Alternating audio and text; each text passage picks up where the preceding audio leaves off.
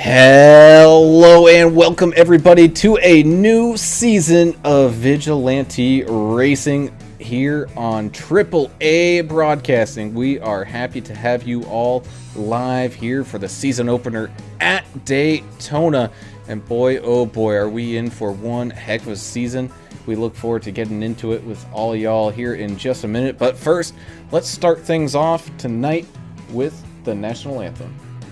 Oh, say, can you see by the dawn's early light what so proudly we hailed at the twilight's last gleaming, whose broad stripes and bright stars through the perilous fight o'er the ramparts we watched were so gallantly streaming, and the rockets' red glare, the bombs bursting in air, gave proof through the night that our flag was still there. Oh, say does that star-spangled banner yet wave o'er the land of the free and the home of the brave?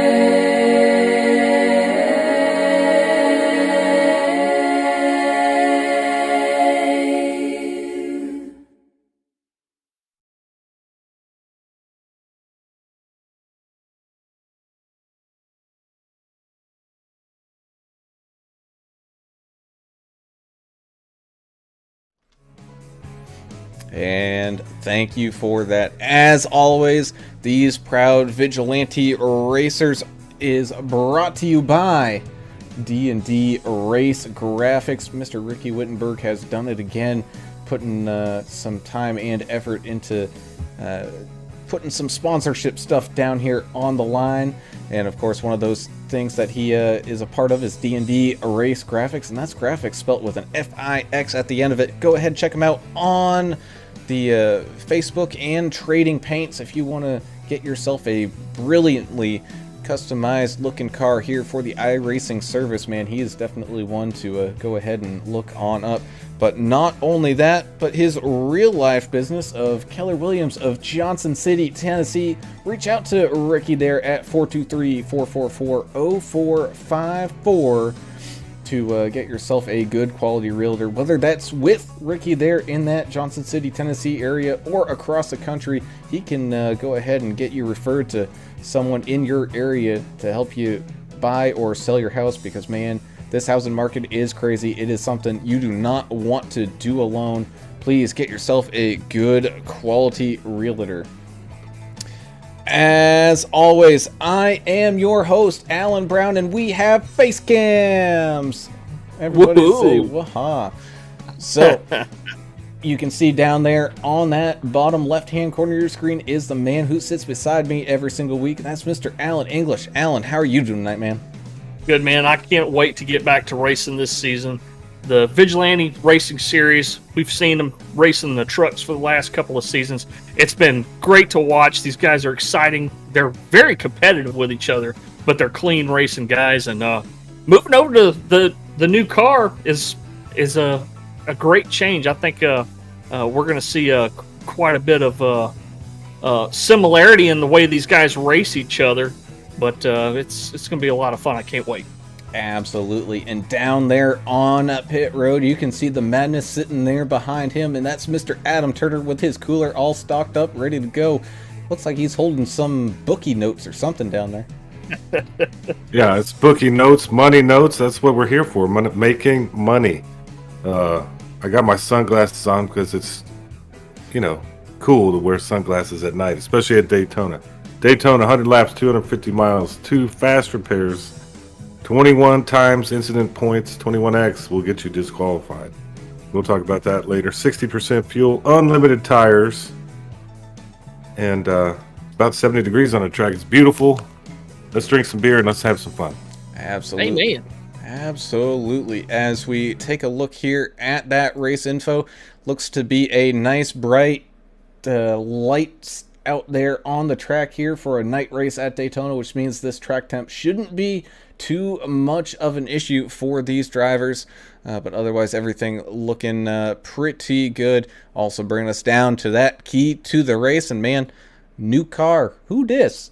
Because man, these cars, talk about a game changer going from the trucks to the Xfinity cars. I think these drivers are going to have their hands full all season long, and it's going to be something great to watch. Well, and we talked a little bit about it kind of leading up to this race about how the Xfinity car is harder to drive. I think it's harder to drive than the Gen 6 Cup car. So, yeah, look to see a lot of these guys who already have a lot of experience with these cars, running officials or running in other leagues. They're going to be the guys to watch in Vigilante Racing Series this season. Yeah, that's a huge difference. Those trucks are, I think, a little simpler to drive. A little more room for error. They hold they're a little sturdier, and these are going to be fun to watch. Once these guys get the hang of it, tonight's probably a good race to get in those pack racing and feel the car out. But it's a totally different car, so it should be fun. I think we're going to have some people angry by the end of this season just because it's a little different vehicle. But looking forward to this one, man. Yeah, it's been a long time brewing. I mean, 2 weeks. It doesn't seem like so much, but once when we get down into it, man, it's almost like we've been sitting around for months waiting for this thing to get started. And it looks like we got a whole bunch of new names out here looking to make their mark and chase that title here. I mean, last season we saw a rookie walk home with that title. Do you guys think we might see another one here? Oh man, I don't even want to think about that until we've seen these guys turn at least a few laps. But yeah, definitely some new faces. I love to see a league grow, and they had a couple folks that didn't return this season, but they've added to the roster. Really looking forward to seeing what these new guys can do. Yeah, I don't know who's going to be who here because we haven't got to meet these guys. I know who's strong, like Timothy Polk is back. Albert Anderson's going to be strong on a track like this. George McCone, the typical guys we saw in the last couple seasons here. Yeah, even Mike Adamson really shining quite a bit towards his last season. He really improved, but this is a different car. They have these guys put in the man hours on this car, so that's what's going to be the fun part. Just kind of seeing how this plays itself out over the next several dozen weeks or whatever we got going on here. Well, Brown, not only are we back, but we've got some fans that are back watching us over on the streams. We're streaming on Twitch, on Facebook, and YouTube, all under the AAA Broadcasting banner this season. And we want to thank our guys that are returning back. Jack Dixon is joining us again. Thanks for the compliment there, buddy. We really enjoy it. Earl Evans saying he's got to work tonight, so he won't be around tonight. He said, Turner, stop hiding your face like that. He said, it ain't that bright in there. And then, and then over on the Facebook stream, Kathleen Anderson says, anxiously waiting to watch Albert Anderson out there run tonight. And I tell you what, Albert's one of those guys. He really brings all the family and friends out of the woodwork, and hopefully we get a lot of good audience participation out of this season. We're definitely doing fan of the race again this season, so get those comments in there. We love interacting with all our friends out in social media land, so get those comments in there. We're going to pick a fan of the race at the end of this deal. And also new to this season, as you can see here, we have some drivers participating in some face cam action, so you can see from the driver's perspective the real life white knuckle driving that we see here. Well, one person who's not white knuckling, that's Mr. Jonathan Osborne. We talk about his story all the time. He got to go listen to that on the Vigilante Report podcast. That was, I think, episode 1, man. He is a paraplegic, and you can see there he is driving with his mouth. So look back at all the seasons that Jonathan has driven here in Vigilante and what he's accomplished, and man, that is a feat that I know I couldn't do. Yeah, he's got his family there with him, supporting him as always. Look like they're having some snacks and drinks, getting ready to watch this thing as qualifying is about to wrap up here in just a couple of minutes.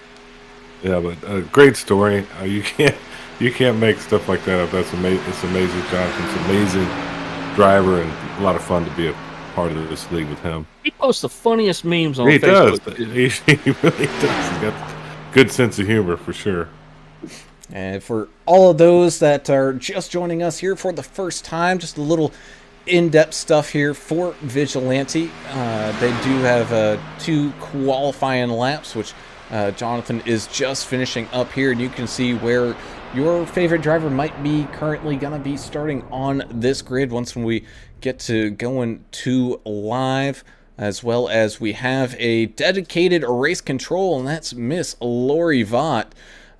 You'll probably see her name when it pops up on the grid, so don't worry. Lori's not actually out there driving. She's making sure these drivers behave and everything remains cordial and under control. And you know, that's been one of the benefits that we've had, is having that race control, because there's been a few races where some things would have been thrown to cautions by iRacing, but when they really didn't need to be. And with Lori making those decisions, man, it just makes things flow so much better.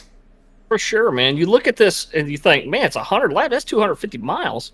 This is going to take forever. But with the, admin only thrown cautions, it really does clean up the racing.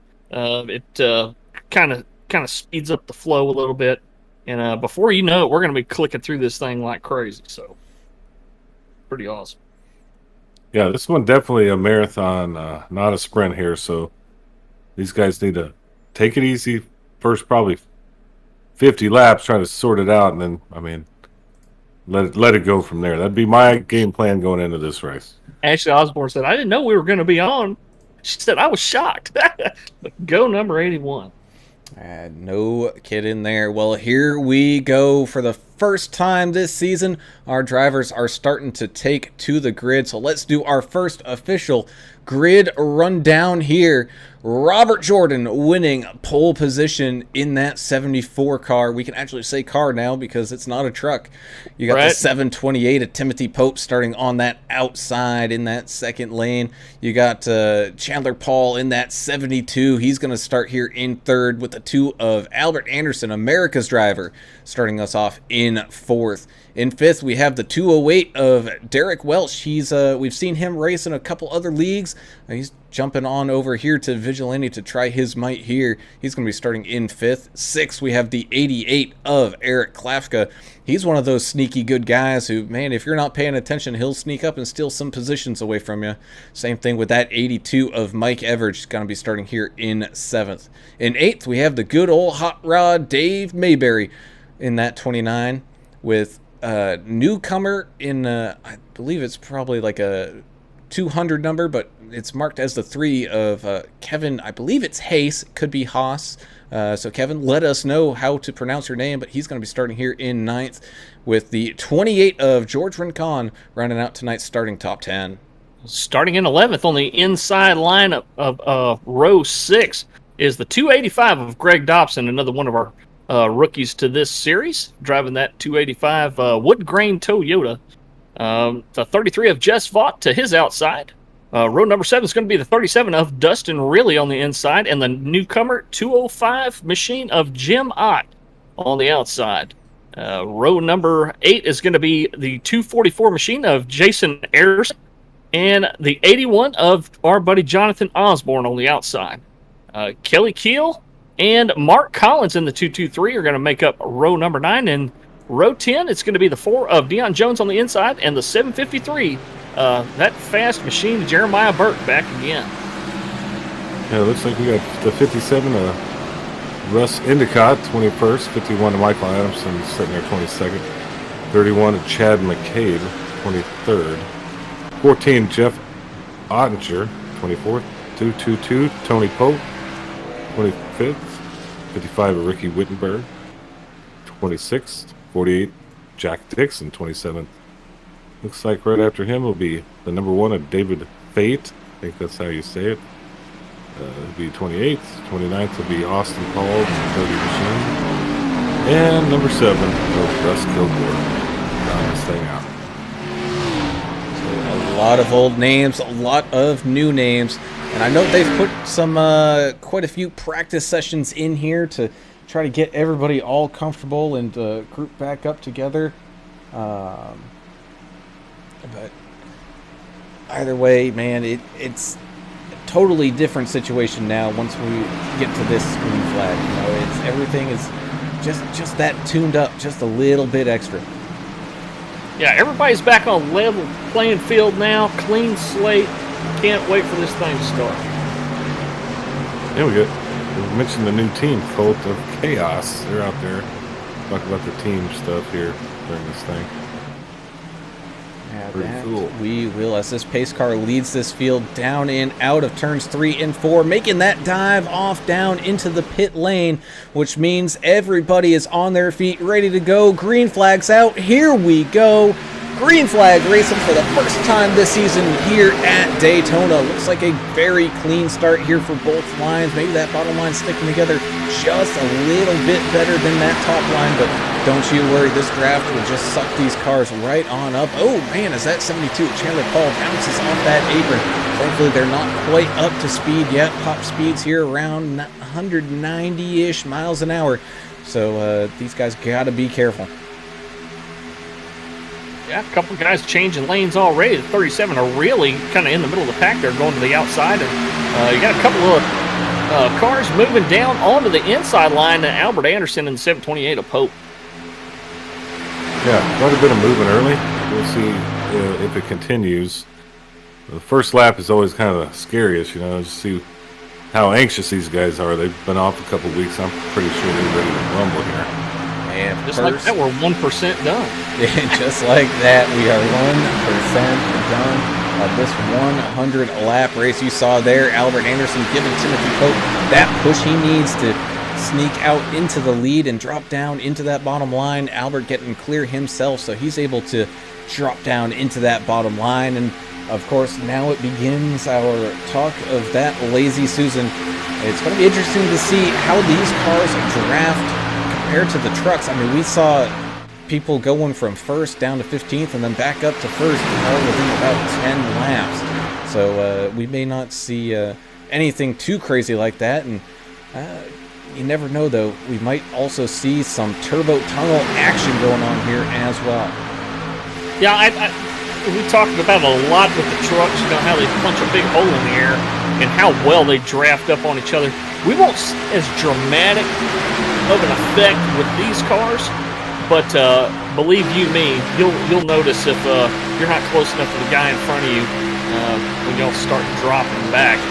We talk about the 208 quite a bit. Derrick Welch, you know, we see him run another series. This guy, he claims to hate super speedway racing, but he's done pretty well at some of the big tracks here in the other leagues.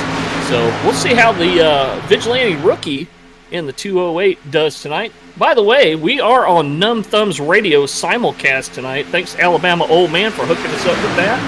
And good luck to y'all's teammates out there for this new season. Yeah, that just means more people listening over there. We're happy to have them. And yeah, man, these cars are going to be some kind of different here as far as the stabilization and all that, like you were talking about. It's a whole different animal. As Derrick Welch is also one of our drivers that has one of those face cams up and running here tonight. And man, just look at that intensity in that man. He is up there on that steering wheel, just absolutely laser-eyed focused on what's going on around him here. And man, this is only lap number 4. Imagine what's going to happen here on lap 99. Yeah, that's what you call being up on the wheel right there. Get as close as you can to see what's going on that screen in front of you. But I don't know about that Auburn shirt. You know, I might need to send him an LSU shirt just to wear. Auburn. Hey, that's a war eagle right there. That's what they're all Yeah. about. Didn't one of those guys kill a tree or something? I can't remember, but one of them killed an Alabama tree. They're crazy down there in Alabama. Yeah, maybe. Well, we talked about the the stability of these cars versus the truck.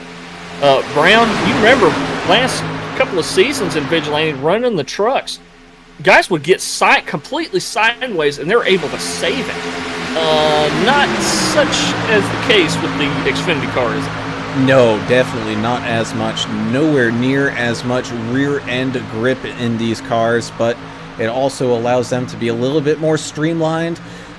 So you get your negatives and you got your positives. At the end of the day, though, I think the trucks are going to be, a more driver-friendly car, whereas this is going to be a fan enjoyment car because you're going to get to really see the talent pour out of some of these guys. Yeah, but so far, I mean, it looks like they're all handling it well. I'm sure they did practice some of this stuff. I mean, they'd be crazy not to. But it looks real smooth, just like last season. Everybody's running pretty tight. Not too much snaking around back there in the field so far. And Edith Anderson joining us over on Facebook, pulling for Albert, of course.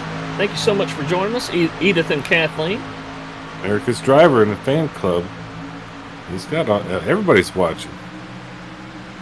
And Michael Burke pulling for the other Burke out there on the track, saying, "Hey man, be patient out there."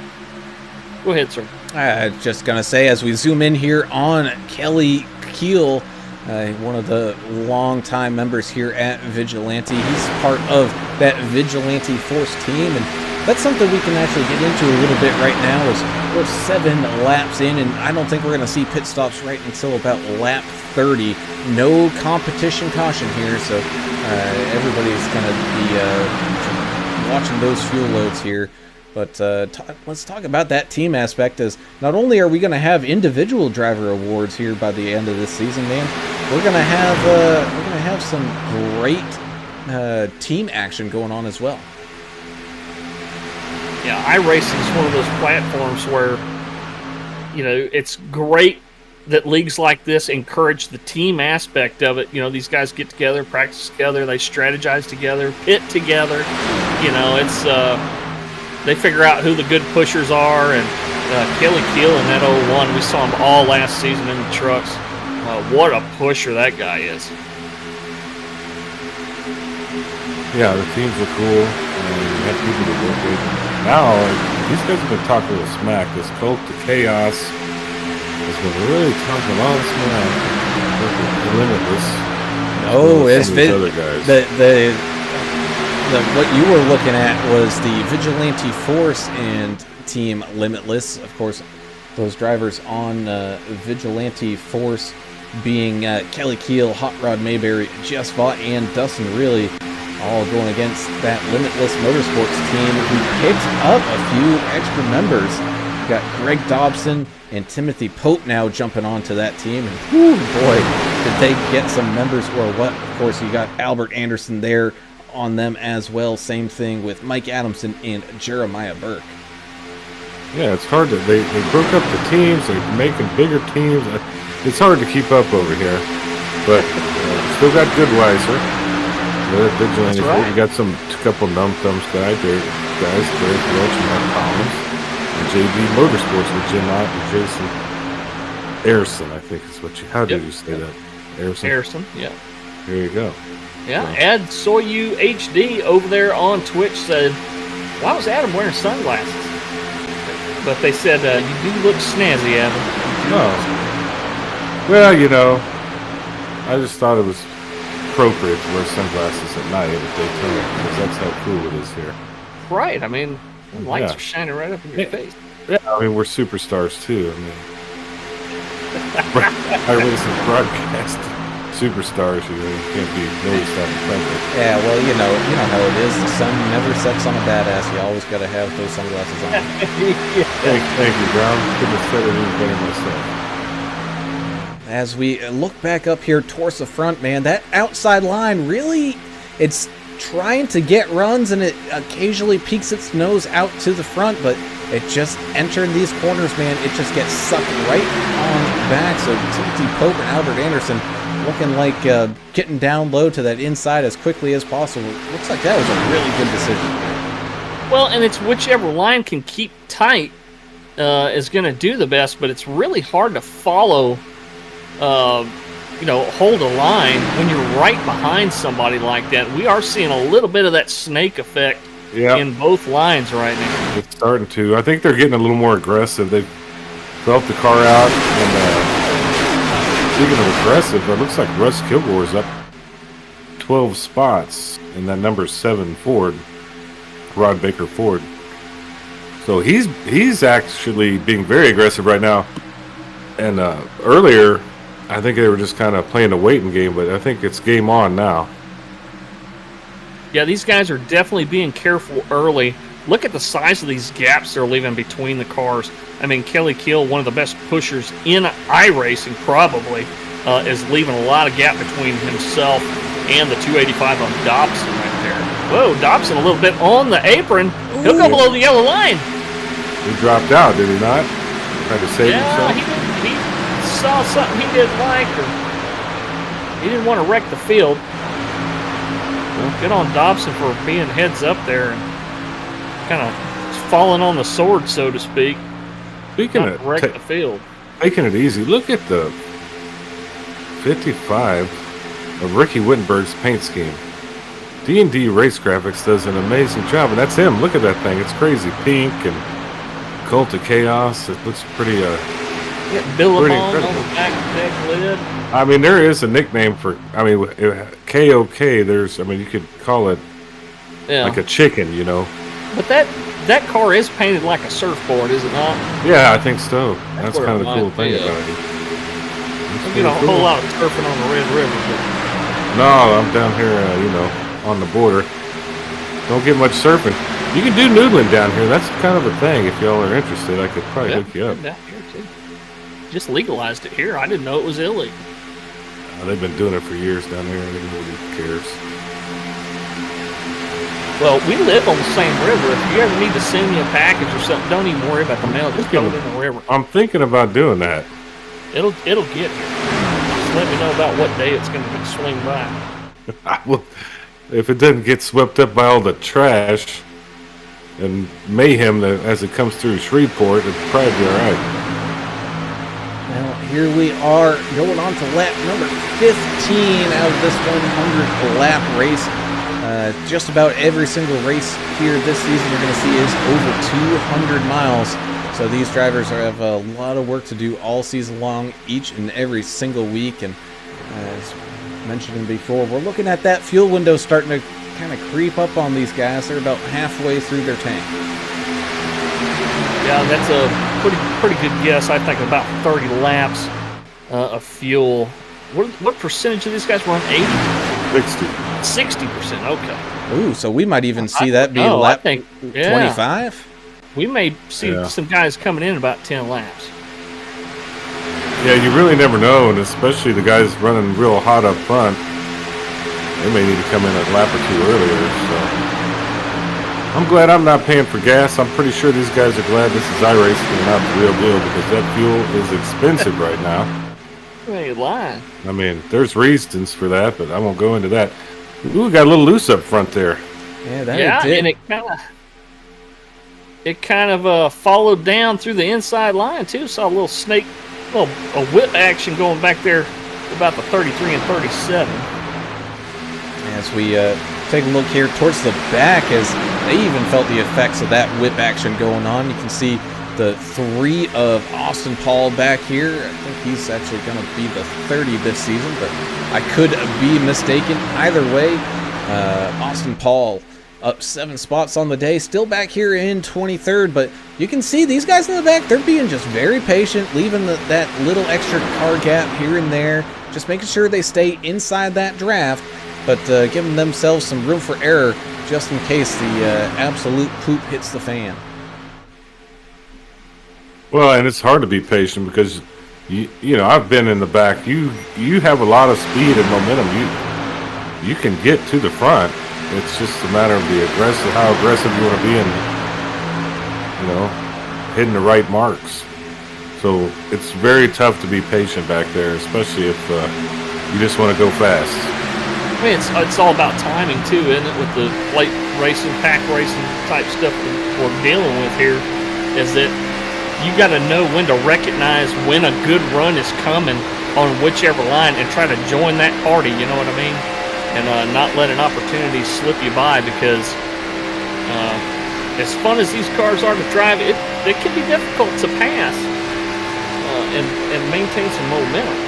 As we saw there, the top line absolutely disappeared as we're riding on the roof of that Cult of Chaos car 72 of Chandler Paul.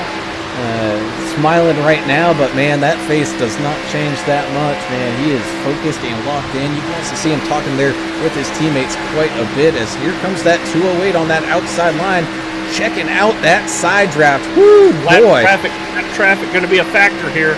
Oh, lap traffic. Oh, baby. It's blinking too. It's a blinker. 31. Yeah, 31's blinking in the McCabe. wall slightly. Chad McCabe is having a rough night so far. He got super lucky there. Yeah, he's doing his best just to try to stay out of the way there. He's able to do so, but man, oh man, this is something really, really tough as we continue to put laps down here at Daytona. Gotta say thank you there to Disguise G. He is a friendly gentleman who I got together with for a fancy graphic for you all later on. And I cannot wait to show you all, because it is something spectacular. Guys look like they're starting to single file and get down low. That may be in preparation for some fuel stops here coming up soon. Well, Derrick Welch is still up top, running really well. Look at that Numb Thumbs Gaming He's paint looking for scheme. a hole. There, Yeah, I think he's here got it one. comes. What a cool paint scheme on that car tonight. But George Rincon on the outside looks like he's going to try to take advantage for a lap or so. Oh, I love the green flag laps that we're getting here. If this is any indication of how the season's going to go, it's going to be great. I'm really excited to see to go take another look at the schedule and get excited all over again. As it doesn't look like we had too many takers down there on pit lane that time around, but you can definitely see this field starting to single file out, like you said, as man, this has been something crazy of a run, but I think they can make it to at least lap 25. But again, that's all different. You know, the 728 of Timothy Polk, he's been out front just about all race long, other than from when the green flag originally dropped. So you know he's wasted a whole ton more fuel than the drivers behind him. Like that too of Albert Anderson. Yeah, he's been pushing, but he hasn't been pushing all that hard. He's just been along for the ride, and man, I wouldn't doubt he's probably got an extra lap or two of fuel in that car. Yeah, he'll pick up an extra point maybe if. But you really want to stick with your teammate. I think he'll pit when Pope pits. Edith Anderson asking us a question over there on Facebook saying, "What's the penalty ratio for causing crashes?" Just being inquisitive about it. How iRacing does it is they have a penalty limit for this race. It's 21x. It's 21 incident points, and you get an incident point for hitting the wall. If you hit another car, it's usually 4 points. So I mean, 21. It's going to take these guys. I don't know if we'll see many eliminations due to penalty points, but if you do hit a car and get 4x, and then that car hits other cars, and you were the cause of it, you also get those points. So they kind of calm down. That's what you got to be worried about. It can add up, but it is a great question for people that aren't a part of this racing community. It's kind of complicated. I just still don't know how it really works, but the main thing is just try to keep your car clean, and you won't have to worry about all that. As we take a ride here with the gyro cam in that 33 of Jess Vought's car. Man, talk about a heck of a season that Vaught had. He just ran into a string of bad luck last season. Otherwise, I think he would have been a prime candidate to walk away with some hardware at the end of last season, as looks like maybe Russ Endicott coming down into the pits here. Yeah, Russ Endicott taking that dive down into the pits. The problem is he is all alone, so he's really going to have to struggle and find a partner to really try to get things all figured out. Not a fun place to be down there by yourself at Daytona. TU's having a really good run too. The number 4 of Dion Jones. Good looking car out there. Made a lot of cool paint schemes. So cool. Lots and lots of radio traffic right now. All the guys coming up, keying up on the radio. Lots of pit guys coming down the pit right now. Pretty good swath of pitters right now. Here we go, and this is one of the most dangerous times here at Daytona, is everybody all filing into pit road. And this first group, man, I give that one an 8 out of 10. Everybody coming in all safe and sound, a little scattered around, but still everything going good. But that's going to leave George Rincon in that 28 out in front to get a little lead lap bonus point here, going around on lap 25. And, you know, just kind of like you called it here, lap 25 is pretty much where we're going to see these guys pit in every single time. Lots of fuel-only stops I'm seeing. Fuel-only or maybe right side only. Yeah, you're not going to need tires right now. I mean, maybe one took a full stop. Maybe one time during the race would you need tires? As here we go, we got the second round of pit stops all coming in. A little more helter-skelter on this one. But again, everybody getting down there just fine. Saw that 72 Achanta call, able to slow that thing up. But, man, I don't know. Oh, no! Wreck on the pits. The 81. Somebody caught him right there in the rear quarter panel in the left-hand door. Spun him into his pit box. He's got a meatball flag for damage now. He'll have to use a fast repair. And Chad McCabe got busted for speeding. And number 31 didn't have to come back down. And not only that, but I think the 244 of Jason Harrison got caught up trying to wait for Osborne to clear the way. He wasn't able to leave his box in time. So, man, oh man, that's a tough one. As it's early, so as Kevin Hayes comes on down into the pit lane to take his stop. He was the only one that really hadn't pitted yet. Michael Burke letting us know on YouTube saying, Jeremiah Burke, no pressure, but your mama's watching right now. Ooh, we go to him right there and having a little bit of problem. I don't know if he maybe got a little bump there from teammate Albert Anderson or what, but he was able to get things all checked back up, and he's now going to hang on to this lead draft, all being led by that 2 of Albert Anderson. Don't know what Timothy Polk's still there in that group. So that front group, some names have moved around a bunch. One of those names, the 01 of Kelly Keel, up 14 spots now. He's positioned in a pretty good spot here in third. You still got Kevin Hayes out there. He's going to be getting chased down. Let's see if he's going to stay to the bottom as this big line of traffic comes down around him. Oh, ducking and diving, bobbing and weaving. Whew. That was close. Well, Kelly Keel, I saw him make up a bunch of positions on pit entry. He was hauling butt all the way to the cone, had him locked up. He passed several cars getting into the pits. Man, another one who made up a ton of ground there on those pits is that 753 at Jeremiah Burke. He does have a face cam active, however, I don't know if it's if he's using his phone and his phone did that automatic lock screen on him because he is currently blacked out. But 15 spots up for that 753 of Burke. But not only that, he's now back up there with some teammates. Timothy Pope right in front of him. Albert Anderson leading this charge. But man, oh man, we still got a whole lot of racing left. We're not even a third of the way through this. Yeah, a lot of racing here. Looks like Dave Hot Rod Mayberry is catching up to the pack here, the front pack. Nobody's really lost the draft up front, but now he's in it, so the race will begin here. Has Derrick Welch coming on? Nope, that's a lie. He is not coming on in. Excuse me, but he must have had a very poor pit stop or something happened there for that 208. He was looking strong on that outside line, but he has lost a ton of positions. Not only that, he's lost that main group. Same thing with, looks like Ricky Wittenberg was able to snag up onto this front group. So got a little chase pack action going on here. All led right now by Jeffrey Ottinger. He's got that 37. Dustin Really, who really comes alive at these late tracks.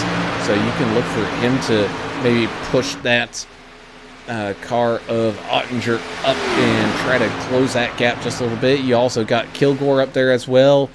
The 223 of Mark Collins, one of the Numb Thumbs gaming community guys, and glad to have him over here at Vigilante. Russ Endicott as well, one of those guys. He can sneak up on you here towards the end of the race. Just a few moves here and there, and man, oh man, this is something we always see. Jeff Ottinger, 14, busted speeding on pit road. Got a black flag, got to come back in. Earl Evans saying, go Dion. Dion Jones up to 4th right now, the Michigan native. Had a pretty good race out there tonight. Must be that paint scheme. I caught my eye earlier, and he is having a heck of a run. As we jump back up here to the front, we're starting to see kind of a mixture of cars here as we got lap traffic happening, we got 2 wide happening, we got 2 wide with lap cars happening. We got a little bit of everything, as you can see. Man, I don't know who that is. I think that's the one of David. Big wreck backstretch. Dion Jones is involved. Sorry about that, Dion. And curse of the broadcaster right there. We were just talking him up. Yeah, trying to see what happened there. It looked like it was a car. It went 3 wide for a minute. And the one car was a little bit slow high, and then it looked like, is that Ricky, or is that's I think that was Chandler Paul, and the number 1 in Fate, David Fate, kind of tapped the wall. Looked like came down a little bit, got into Chan the Man. No, you know what it is? I think Chan the Man saw that the 1 had hit the wall and thought he was going to be coming down, so he moved down. The problem is the 4 of Dion Jones was still there. Yeah. So he tags a few extra people there. You saw Ricky Wittenberg there getting snagged up in it as well. Oh, man.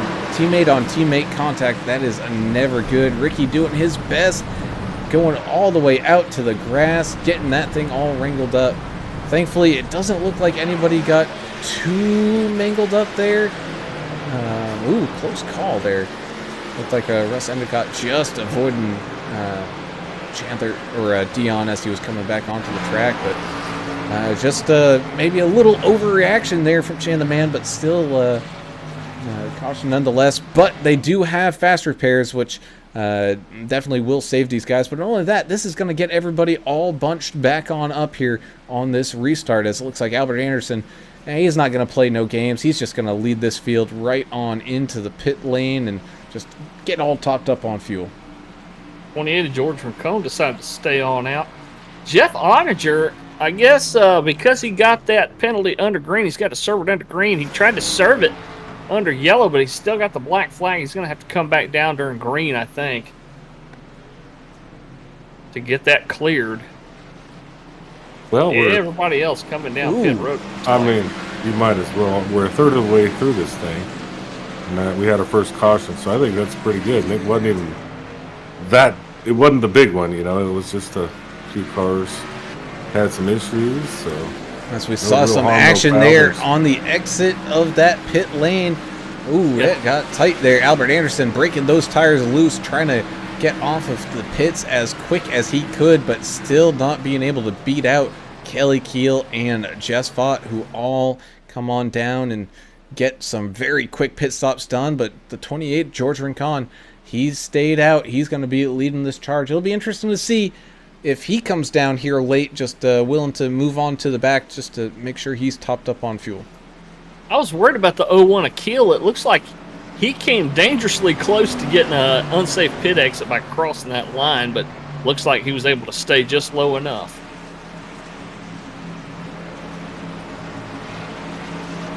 That he did. As let's let's get a driver in here while these guys are under pacing. Looks like they'll be pacing for at least another lap. How about we talk to the Hot Rod Machine 29 of Dave Mayberry? Yeah. Hey, Hot Rods, the guys up at the booth. You got us? Hey, how you doing? Good, man. How's the race going so far? I know kind of everybody with the butterflies tonight being the first race of the season, but how's it going for you out there? Going pretty good. Got our team up front, and that's where we're planning on finishing. We're gonna make sure we finish in front of the well, they call themselves limited or limitless, but I think they're more like limited talent. I'm not quite sure like that. I've got to throw that out there for when they watch this on replay. Shots fired. I love Shots that. fired. Bam, bam. I love that. They know I'm kidding around, man. It's gonna be a good season racing against those guys. They're a pretty stocked team this year or this season. Yeah, that they are, but quickly, because I know everything's getting all stacked back up here going down the back straightaway. What's the draft like in these Xfinity cars compared to the trucks? Because it looks like it's a totally different animal. Yeah, it's a lot looser. The draft cone, whatever you want to call it, is not quite as big as the trucks. But yeah, in the draft, the car is much looser. Awesome, man. Well, we'll let you go and get back to your teammates and right. Get ready for this green flag to drop. Appreciate it, man. Marco Hot Rod. Yahtzee. Yes, indeedy. Well, here we go. Pace car leading these guys. Coming down and out of turns 3 and 4. George Rincon, Kelly Keel side by side. 33 of Jess Vaught and the 2 of Albert Anderson side by side. He's got teammate Timothy Pope out there with him, as well as 205 Jim Ott, Jeremiah Burke, Eric Klafka, Dustin Reilly, and Hot Rod all up inside of this top 10. Pace car down into pit road. Green flag is waving here once again at Daytona. Man, look at that 2 suck right on up to that 0-1 of Kelly Keel. But man, I think George Rincon and Jess Vaught just got a little bit better of a restart there, as everybody is kind of being left in the dust just a little bit. You got the first 8 or 9 cars, and then you get a big gap. It's all going to be a matter of people can get grouped all back up together here as they head back down this back straightaway. I think they can. It looks like they're not spread out too far, so. But there was a heck of a run up front. Right now we have quite a good race for not the top 10. These guys are really going after each other. Too wide here. As the rest of the field does catch on up as they complete that first green flag lap after that restart. You can see that too. He gets that 0-1 of Kelly all the way out in front. The problem is he's got I don't know if George Rincon is teammates, but he may not be wanting to do that. He's maybe trying to get the 33 of Vaught up to that outside to try to get that 33 up to the front. And here he goes. 3 wide action back here. It looks like the 72 machine got squeezed out there between a couple other cars. Yeah, he's got to be careful here as we're entering the corner. And man, being on that apron going into the corner is not where you want to be. Able to not hit anybody, but he is going to lose the draft. I think he had to check up a ton. So that 72, man, he's going to be having his whole hands full. As we're 3 wide up here at the front, everything going all helter-skelter. The 2 going up and down. We got the 37 going up and down. We got everybody got a little bit of action up here at the front. Yeah, now they're getting excited, aren't they? They got a little bit of that butterfly out of their system. 3 wide up front. Let's see what happens here. 3 wide between that 28 George Rincon. You got the 205 of Jim Ott and the 33 of Jess Vaught. Jess Vaught's on that far outside line pretty much all alone. Occasionally he's got his teammate of the Kelly Keel out there helping him, but man, just look at how much ground these guys are losing by being 3 wide. Originally it was, nose to nose up here for the lead. Now it's nose to nose maybe for third. Yeah, Earl pointing out that look at those first 3 cars on the outside line. They're all teammates. Vigilante Force got all together up there. They're missing a guy, but the problem right now for them is the guy in the middle, the guy that's the sandwich. He's going to have to keep that thing straight. And look, they let him out front because that Jim Ott didn't really like being the baloney there. I don't think either. No, I don't think so. That the wind is still coming off these cars, not as much as the truck, so it's pushing that car if it gets stuck in that middle, kind of around. So it's a difficult place to be. As these guys continue to make laps under a green flag conditions here at Daytona, we always have to do big shout outs to our race sponsors. One of those is D&D Race Graphix. You can find Ricky Wittenberg there on Facebook or Trading Paints to get yourself a car like one of these you see before you. Oh no, as we have a wreck up here at the front. Oh, Albert Anderson getting involved. Everybody scattering all around. This is going to be a caution. Oh, man. Polk, Burke, Mike Everidge. Albert Anderson with a meatball flag now. Yeah, the Jim Ott up there trying to maintain a position. Well, it looked like America's driver might have come up just a touch, and the Ott came down just a touch. It was just one of those unfortunate things. Yeah, so wow, that wasn't pretty. So we'll take a look here at the view. Oh, yeah, the two just snagging. Yeah, it might have been Albert going hard into that outside wall. And look at the absolute collection going on behind him. You saw there Pope getting collected down there near the apron. You also see some people up there, up at the wall. Man, the 728 of Pope all the way around. Guys all the way towards the back are looking okay. Jack Dixon getting a little bit involved, but yes, 753 Jeremiah Burke getting tagged up in that one just a little bit as well. So while all of that is happening, let's watch the view of the 285 Greg Dobson here. See what he sees as he is stuck on the outside lane as everything goes crazy there in front of him. You can just see just cars scattered everywhere. Thankfully, I think he was in one of the best spots there as everything drifted down below him. Just like everything tonight, it worked out. We still have fast repairs. Jess Vaught really got, drilled there in the rear end of his car, but still drivable. He's in 4th place and he's coming down to pit. So for those guys up front to get involved in something like that and to still be where they're at is pretty amazing. Well, Lori was up in the scoring booth, saw what happened, threw the yellow right away. So I love having admin thrown cautions. She's on top of it tonight.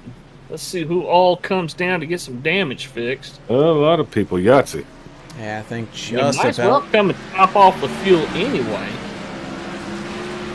Yeah, might as well, as Jess Vaught wins the race off of pit road, followed by Albert Anderson. I don't know if he's going to have an EOL for causing that incident or not, but he comes out in 2nd. Kelly Keel 3rd.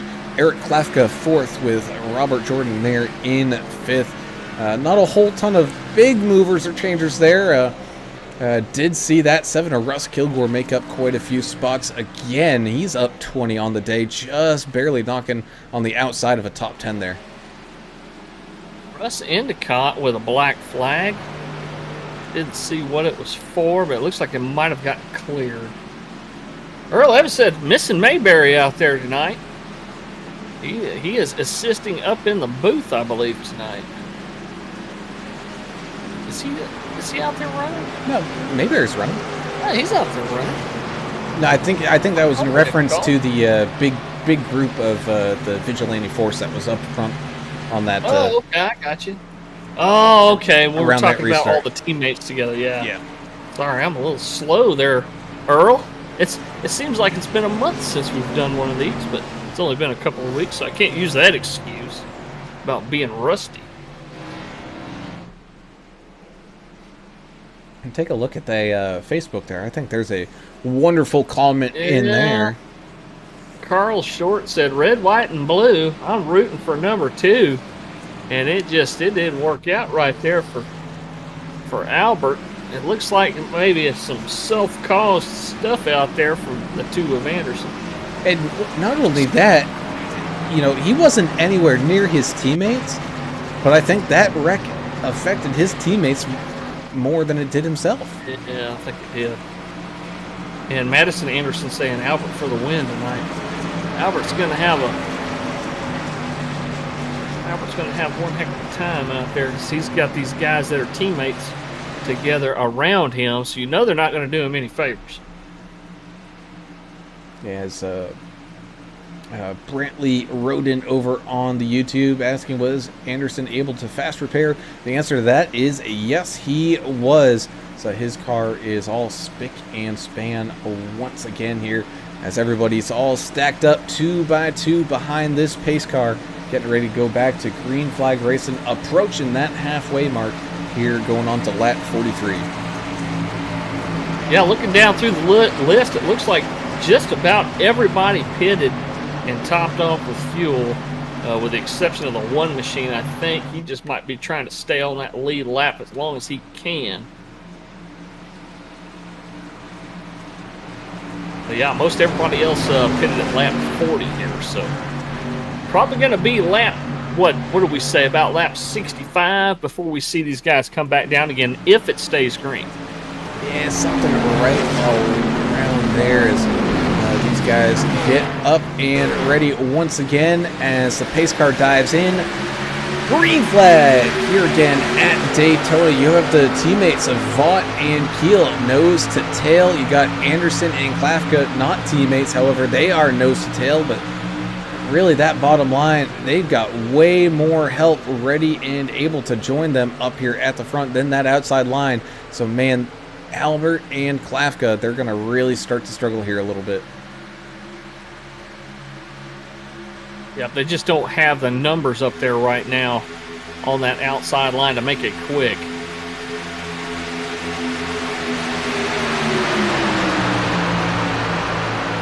Look at that 7 machine. Starting to see that Rob Baker Ford number 7 machine of Russ Kilgore. He's up 21 spots tonight. Started way back in the back, and man, what a race he's had, working his way through traffic. Yeah, you are absolutely not kidding. Having that Rob Baker Ford machine doing pretty well. He's tucked in there on that bottom line, just leaving a little extra room there because he saw the wiggleness going on in front of him here. Yeah. As Albert Anderson, man, he is trying with all his might to get right back on up to the front here to try to get back even with that 33 of Vaught. But man, kind of heard it from Mayberry. It's going to be tough out here. You're going to really have to have a really good draft going. Yeah, and all the 2 can really do is just try to stay as straight as he can. Hold just as tight of a line as he can to give the 11 of Klafka, or the 88 of Klafka. I think it says 11 on his car. Anyway, Nobody knows. To give him the best opportunity to push him. Yeah, Albert Anderson's up there. He wants to roll dice in Waco on a Saturday night. He don't really care. He's throwing caution to the wind. Just keep that thing together, Albert. You'll be up there. He's kind of behind these guys. They're sitting very patiently, letting things kind of single file out. You can see Mike Adamson driving the Bass Pros car, I believe, in that 51. Yep. He's slowly catching back on up to this group. That's a name we haven't seen up front today yet, and someone we know is a very good driver. He can get really good results, especially if he's in it at the ends of these things. So he's maybe just taking his time, being patient, knowing that, man, we're still not even halfway through this thing. I'm just going to ride this one out and allow the race to come to me before I really let it get away from me.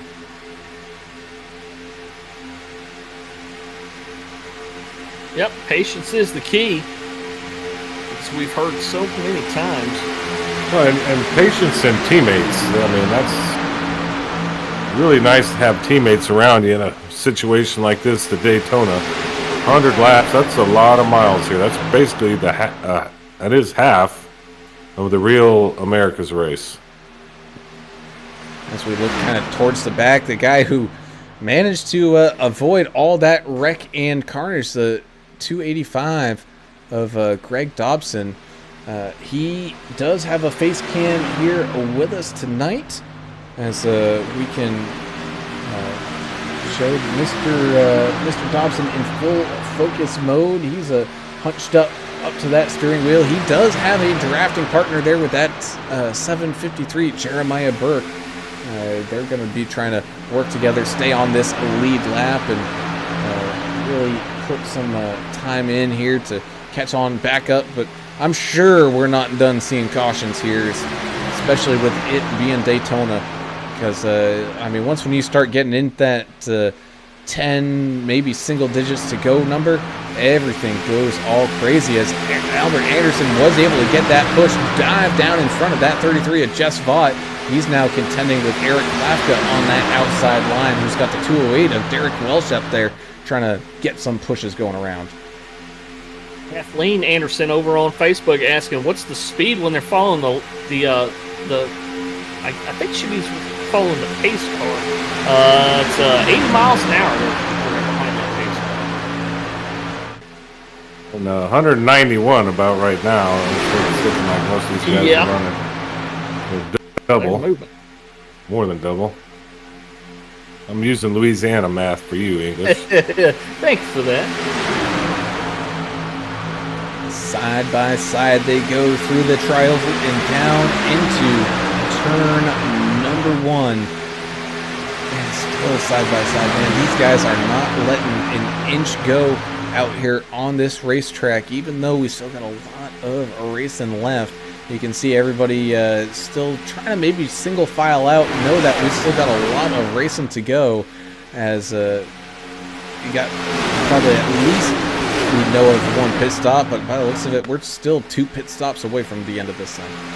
Dustin really in the 37, really pushing how far down onto the apron he can go, or onto those double yellow lines. That last lap, turns 1 and 2, looks like he got a little bit farther than he wanted to, but he was able to hang on to it. Every time you say really, you always add another really, like in a different... You're really doing a lot of English here. Really, really. Not limited vocabulary. It's true. I get confused, though. Well, don't get too confused.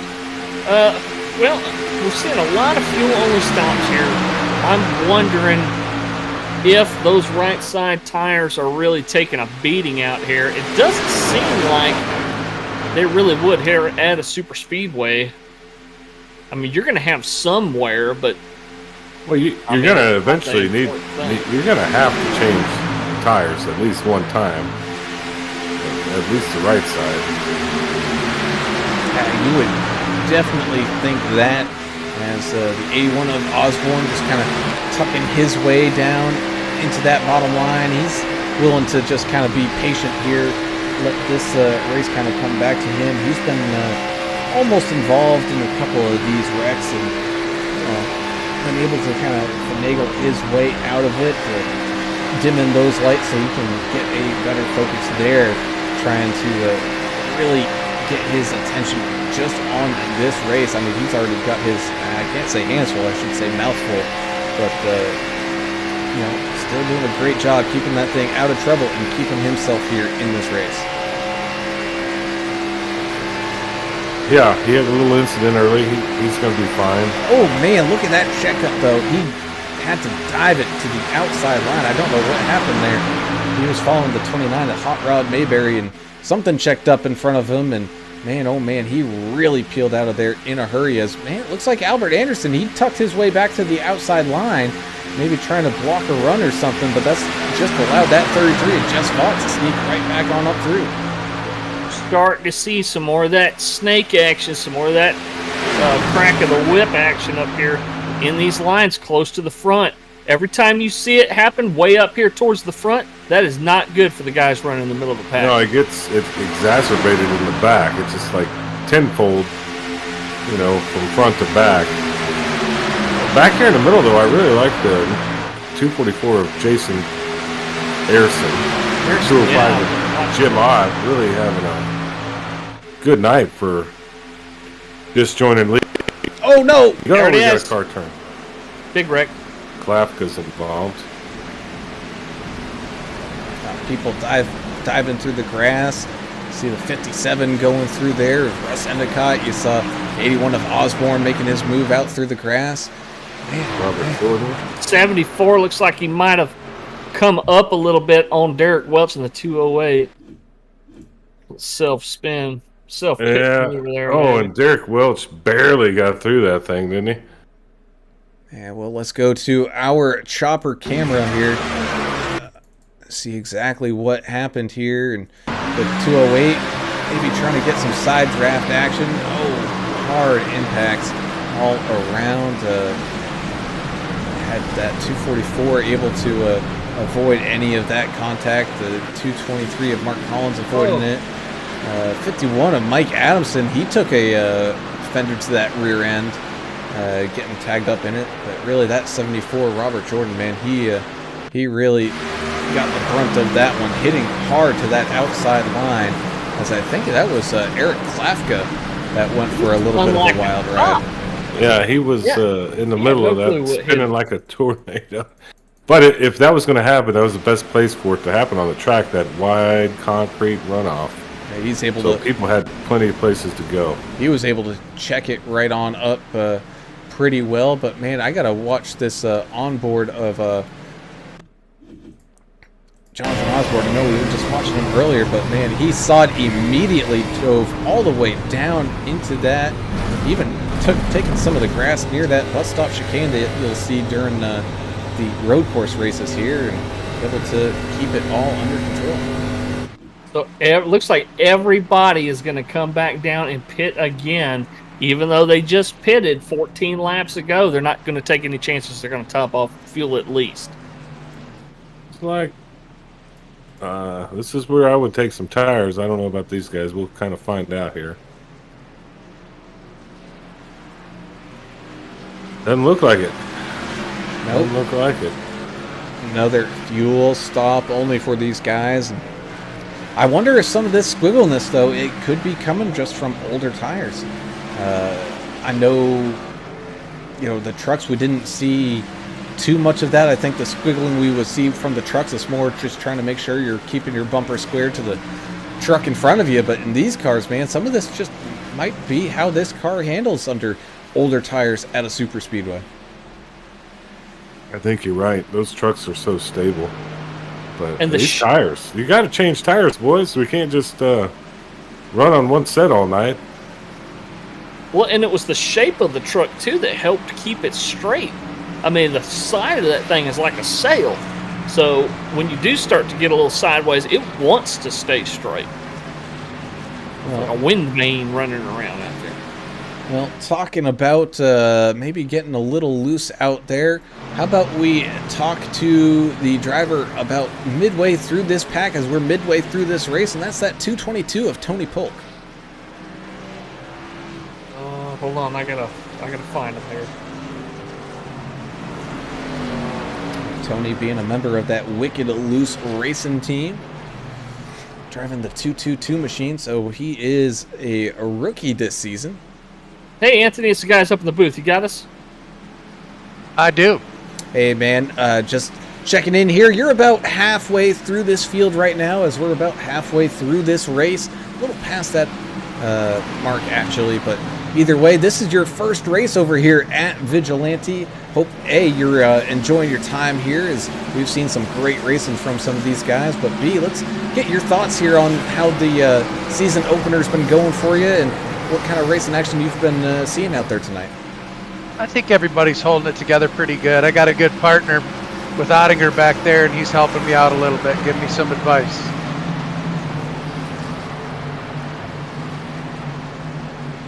Well, it's interesting so far.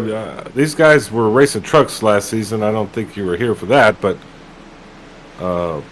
what do you think so far about the competition? Looks like you're doing pretty well right there, up 10 spots. Pretty good run. I'm just trying to stay out of trouble right now. Well, man, Good luck.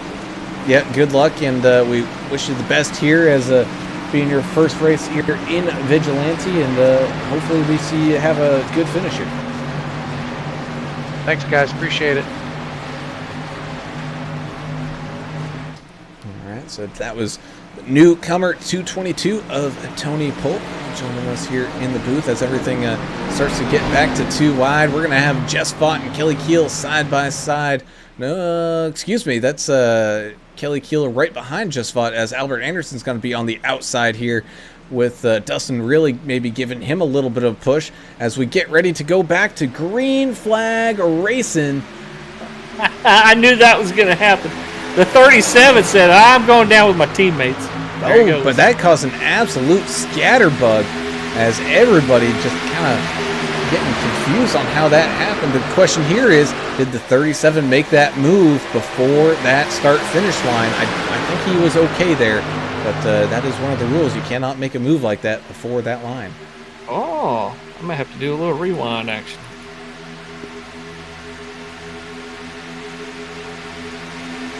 Well, still moving around up front. You are correct. He was completely legal.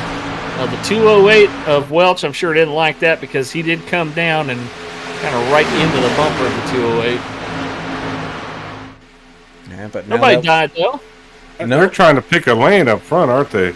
Yeah, everybody going north to south, south to north, up and down, and all around as we got some bobbing and weaving action going on here right in front of that 37. You can also see there that 7 of Russ Kilgore up 25 spots. He's sitting there in 6th, man. He's in a pretty good spot there on that bottom line. He knows he's got a pair of teammates at least up there working together in front of him, so whether he's part of that team or not, he knows he can just probably ride around with them, and he might be looking pretty good. Perfect 33 over there on YouTube says, is it my imagination or is the stream clearer now that it's on AAA broadcast? Well, no, it's professional. I'm not sure that it's any clearer. I mean, yeah, it is because some of your bit rate stuff. Yeah, Brown's a magician. It's like running a space shuttle. You hit some buttons. We got our own channel now. Everything's good. Good job, Brown. It's a little better to look at. Yeah, which is what we want for all of you. Oh, man. Look at Jim Ott there having to go all the way down. Thankfully, there's room for him to come right back on up. But, man, this slicing and dicing, it's taking a toll on some of these guys.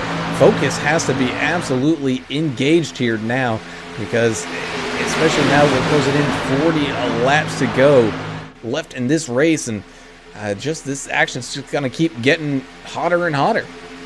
You got scurred there for a minute.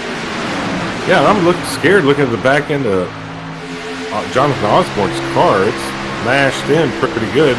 He might be out of fast repair. Or he's saving it or something, but he's still managed to work his way up to 11th spot after having that issue earlier. Well, Brown, isn't that what we see with pack racing usually? Is that even if you have a little rear end damage, if you stay in the pack and you're not leading the line, you should be okay. You should be able to stay with those guys. Yeah, that you should. Man, that was pretty close to dangerous there. Running around with Jack the Ripper Dixon, man, he almost jacked the Ripper the car in front of him. That's that 222 of Tony Polk. Not having those bumpers all squared up, but thankfully he was able to get back out of it just in time. As you can see here, there goes Eric Klafka around on the outside of him. He's got Greg Dobson right there as well. So we got action all around here. Not everybody's single filing out anymore. We got 2 wide action just about through this entire field. Looked like Jim Ott was starting to kind of peek to the outside, maybe trying to start a third line. You can do that here. It's not as easy to do as it is at Talladega because you don't have that width in the track, but we have seen these guys go through wide here. Whoa, just really into the... Oh, here we go. This is the big one here, boys. America's drivers caught up in that. Everybody's caught up in that. Half the field is in this one. Wow. Whew, that was bad. That one is what we call the big one. Yeah, let's see. These cars may cause some fights. I think these guys, by the time this season's over, they are going to be tired of one another. Looks like the 37, Dustin really kind of lost a little bit, got into that wiggle. and came down and hit Albert Anderson. I don't know if y'all see anything different than me. Well, I gotta find it first here. Here we go, going through the corner, getting a little of that wiggle. Yeah, that is exactly right. And a wreck this spectacular, man, there's only one thing we can do, and that is use our slow motion camera. All brought to you by Keller Williams of Johnson City, Tennessee. There's that wiggle in the initial hit, bringing that 2 all the way up into Kelly Keel in that 0-1, sending that 37 around as well. And at that point, man, there is just nowhere to go other than slam on your brakes. The 74, the 0-1, the 23, 28. Oh, man. iRacing was even having a problem generating all of this damage. It was blinking in and out so bad. You had just absolute carnage down there. And, man, I don't think a single person that was behind this wreck made it through. I'll tell you one that might have. Michael Everidge in that, I don't know, a Kentucky Derby car there. He had a pretty good vantage point. He slowed down real well, and he might have got minimal damage on that one. Watched it play out in front of him. Yeah, man, look at that parking lot of absolutely destroyed cars. Oh, As I will, Ricky Wittenberg and the 244 of Jason Ayerson had contact on pit road. Ayerson went spinning backwards into somebody else's pit box. oh man, oh yeah, Everidge did get into the back of George Rincon. It looked like a little bit, but other than that, yeah, he was able to slowly slice and dice his way through. Actually, it looks like Ricky Wittenberg might have been able to get his way through that one as well. So, sorry folks, it's going to glitch in and out here again just a little bit. Only to make contact with another car on pit road. Oof. Oh, that was a glitch from the crash, and look at all that. Looked pretty cool, actually. I see nothing wrong with that. Look at Russ Kilgore got a little bit of damage as well. He's having a hell of a day. Still up front, so he just needs to get that thing fixed. Chandler Paul on YouTube saying, man, you need to check that out from my point of view. All right. Might be something to look at on the 72 cockpit camera or roof cam, whatever you got there. All right, let's head on back and take one more look at this one. So I gotta scroll back. Sorry about that. Got to it late there. Oh, it's all good. Just gotta keep on scrolling. That's Scrolling. Sometimes on the fly, make Brown hit more buttons, it gets angry. I don't get angry. It gets even. That's true. I see that for sure. All right, so here we are with that 72. Chandler Paul going to the apron. I was not able to see it. It ended up glitching out, but we did get that camera feedback just in time to see him slowly finish off getting through that absolute parking lot out there. Yeah, and all that's on iRacing, Brown. That's not Brown's equipment. He could put the space shuttle into space from New Hampshire right here with all the stuff Brown's got in his workspace. Wish I could launch the space shuttle, but they discontinued that program. Well, your computer's probably stronger than the one the first space shuttle went up with. That's a fact. Carl Short saying, really out there, guys? And Edith Anderson saying, this is brutal. Woo! It's Daytona, the season opener. This is what, get a little racy. First Stuff happens. There, yeah. Make a mark early, right? Yeah, that we can. Well, some of the drivers that were up front that were able to squeeze on through, the 33 Just Vaught maintaining that lead. He's getting a lot of laps led here tonight. He's going to have that 208 of Derrick Welch on the outside of him here on this restart. That 7 of Russ Kilgore, though, up 28 spots. He's been taking care of his equipment there pretty well. He's going to restart here third with Dave Hot Rod Mayberry in fourth. Kelly Keel fifth. Jim Ott 6th. And here we go back to green flag racing once again. 35 laps now remain.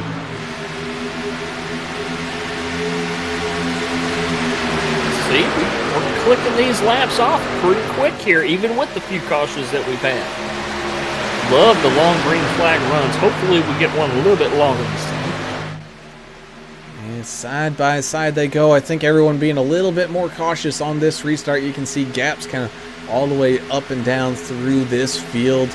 You got that 48 of Jack the Ripper Dixon. He's hanging on there to a 15th spot right now.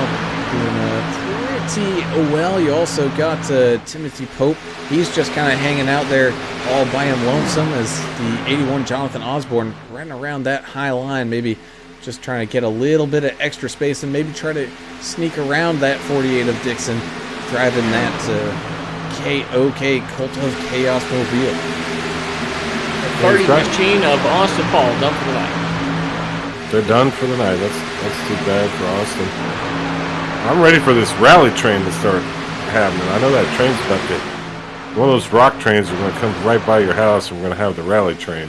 I just got my light fixture put back in today from what last time the train went by. Yeah, we're 3 wide up here for about. Well, looks like they're sorting it out now. Jim Ott utilizing the outside line to make a pass. And he's right behind Derrick Welch now, the second car in the outside line. Yeah, everybody getting all tucked in. Oh, as we get a big wiggle there from that bottom line. Everybody able to kind of shake things up there. Was Kelly Keel able to get that thing back under control, though, as, man, look at Ott push Welch up here at the front, just trying to get that truck out and clean away. But it is just a hard task to bear here at a super speedway. Yeah, being the lead car, that's a big responsibility, trying to stay as straight as you can to invite that car behind you that just gets close to you as they can.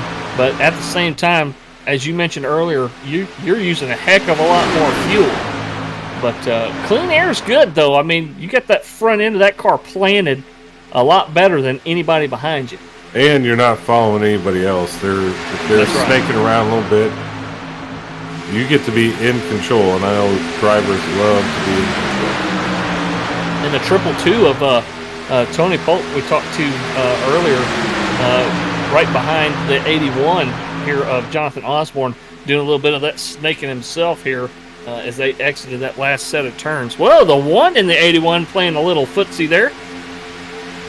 The one came down on the inside line. Osborne jumping to the outside to get behind the 3 machine of Kevin Haas or Kevin Hayes. I got to get with him here after the race and figure out if we're saying it right or not. As we are 2 by 2 up here at that front, still side by side, Derrick Welch and Jim Ott doing all he can. That 208 is clear. Is he going to leave him out to dry? No, that door has closed. And we got wiggle action going on. Oh boy. Okay, everyone's all right. We can breathe again. White knuckles on the steering wheel there. Yeah, and the number 3 in the Budweiser machine, Kevin Haas, we were talking about earlier, he's having some blinking issues a little bit here and there, so that could affect 81 of Jonathan Osborne, who's sitting there right behind him. Kathleen, I'll get you an answer on that. Let me do a little quick math here. You're not good at math. Don't leave that to the professionals. Push, man. As we can take a look at that bumper cam, look at the back end of that Toyota Derrick Welch, you can see Jim Ott all up in his business. Of course, not only that, but Derrick Welch has that face cam. So let's see, take a look, see at how focused this man is. And man, I don't think that cup he's got sitting there on the side of his screen, I don't think that thing's moved an inch since this thing has got going from lap number 1. He's all definitely focus mode punched up onto that wheel. Well, here you go, Kathleen. I did some rough number crunching here. And if these guys ran green the whole way, they would use as much as 45 gallons of fuel per car. But with the few yellows they got mixed in, they're not going to use quite that much. So 45 gallons. Let's see here. 250-mile race divided by 45. That's about 5.5 miles to the gallon. 51 just slipped out of the draft. I don't know what happened there. Oh, Mike Adamson. I think he sees a teammate there, Jeremiah Burke, just barely hanging on.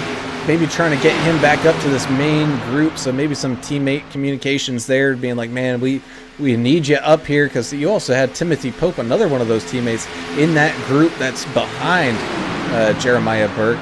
So these guys are all trying to work together to get back up there. They got Albert Anderson up there as well, trying to really put in some work.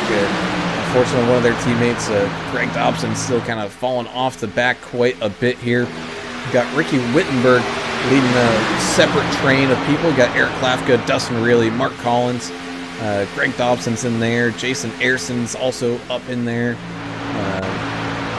Really putting in some work here. They got a lot of work to do to catch back on up to this main group, though. It's about 10 second, call it a 7.5 second gap. Yeah, they're going to need a caution to try to help them. I believe. How many miles to the gallon these things getting with your rudimentary math there, English? 5.55. That's if they ran green the whole time. Oh, that's way better. That's about what a Peterbilt gets. That's about better than my Tundra when pulling the camper. Hell, that's pretty good. I should have bought a race car instead. These Xfinity cars, I don't believe they're fuel injected yet, are they? These are still carbureted, I think, aren't they? I believe. But they change stuff every year. You can't keep up with it. It's hard to keep up with all the technology. With that, you are not kidding. As we see Ott bouncing around a little bit, but able to keep it off the cars on that bottom line. Still trying to get that 208 free and clear of that 33, but to no avail. They also really don't have that much help out there. See Hot Rod Mayberry popping on out, but he's got a teammate currently in that lead spot, so you wouldn't imagine he's probably going to help out too much here. Yeah, we've seen some of that already. Guys favoring their teammate over, you know, some good momentum on a restart. We saw really do that earlier, so definitely some strategy involved. They're not just driving in circles, folks. They're thinking the whole time about who's around them and what they need to be doing, and who's got the momentum, and it's there's a lot going on there. It's way more than just turning left like some idiot. This is super strategy going on here. Like when Brown said the word chicane earlier, I about just quit. I don't want to see people. Yeah, I don't want to see that right turn garbage. This is what I love to see right here. Turn left. There is a lot of thought into turning left on a super speedway. Look at Welch getting a push from Ott, looks like here. If he stays up, yeah, he's going to have to stay up there. He's not clear of 33 o'clock. That Skull Bandit machine. Pretty impressive run with the 205 of Jim Ott, newcomer to the league. Ooh, Russ Kilgore going down below that yellow line, but able to squeeze it right on back up there. As you can see, oh, there he goes. That 208 of Derrick Welch finally was able to get a run and break free of the 33. And he's going to dive on down into that bottom line to lead a few laps down there. As Jim Ott now, he's got the 2 of Albert Anderson behind him, trying to give him a little bit of a shove. He's got the 81 of Jonathan Osborne outside there as well. Oh, going down to pinch the leader there a little bit. And Derrick Welch trying to leave a little bit of space there, squeezing on down. So we're seeing some aggressive side draft action going on here now with 25 going to 24 laps to go. Yeah, the Jim Ott, that car on the outside being very aggressive with that side draft, and that Harry Gant machine, that 33 of Jess Vaught, he's only going to put up with that for so long, I think, before he tries to get out of his way. Oh, he's blinking out a little bit, it looks like. Yeah, 208 being very steady, staying on that yellow line. That's what I like to do here. That's Derrick Welch. Stay safe. Numb Thumbs. I'm sure a lot of his friends out there at Numb Thumbs are listening to us on the simulcast. Yep. Doing all Dumb their- Thumbs Radio tonight, thanks to Alabama Old Man. So if any of those guys over there can get me an English and even Brown, beer sponsor, that's what we're looking for. We just there really you need go. us a beer sponsor because these races are long. You can't afford the beer. If you've seen the Blues Brothers movie, you'll know what I'm talking about. As they continue to go side by side here through the turns of 1 and 2, but more importantly, we are inside of that good to go pit window. If you pit from this point on, you are making it to the end. And we know these guys still need to pit at least one more time. Most of them pitting on lap 62. So we're definitely starting to encroach on that part of this equation as well. So some decisions going to have to be made here pretty soon. Do you wait for a caution to come out, or do you try to short pit it here? And even if you get a caution later, you can stay out. I mean, that's a strategy that I'd probably be thinking really, really hard about right now with my teammates. At this point in the race, I'd just be thinking about it. How do I get out of this rig? Let's finish this thing off because this is very tiring, mentally taxing. I know y'all keep watching and probably don't realize this is a simulation. It's not a video game. So there's a lot of work and effort that goes into these guys sitting behind those rigs. It'll drain you. Oh, yeah. Earl Edmonds on YouTube saying that be a really great start for the season with Derrick Welch to get his first win here. Yeah, first race, first win, man. That would have a certain ring to it, and it wouldn't be the first time that we've seen a rookie really come away with a few wins here in the season. As we saw John Ellis last season, man. Well, I think once when John Ellis, because he was also a newcomer to iRacing. I mean, he'd only been driving on there for like 2 months before jumping on with the Vigilante racing. I think a little bit of a learning curve, trying to figure out how to save tires and whatnot in those trucks. But man, once when he did, he really drove away. And who knows, maybe in these Xfinity cars, as here we go, our first mad dash coming down into pit lane, and this is the money stop. Oh, Jonathan Osborne. Oh, taking out that cone. He might get a black flag for that one, as everyone able to keep it off of each other, though. But man, Jess Vaught, talk about a great pit entry there for him. He was able to use as much of that area to slow down as he could to gain as much time as possible. But those cars on that outside line, Jim Ott, Albert Anderson, George McCon, they all stayed out here for at least one more lap, maybe a couple more. So Jim Ott getting a lap lead here. That's a great thing to practice, is coming in during these, doing the green flag pit stops. Oh, And you saw right there, Jess Vaught picked up a lot of positions. Number 3 had a real difficult time. Kevin Yeah. Hayes, man. We're gonna have to check the radar gun on that one. Watching the board. He had those ones all locked up coming down into pit road. But it looks like everybody able to keep it off each other there. So now Russ Endicott's going to lead a couple laps here in that 57 machine. He's got the one of David Fayette. We're going to have to get with him as well to get a definite how to pronounce that name.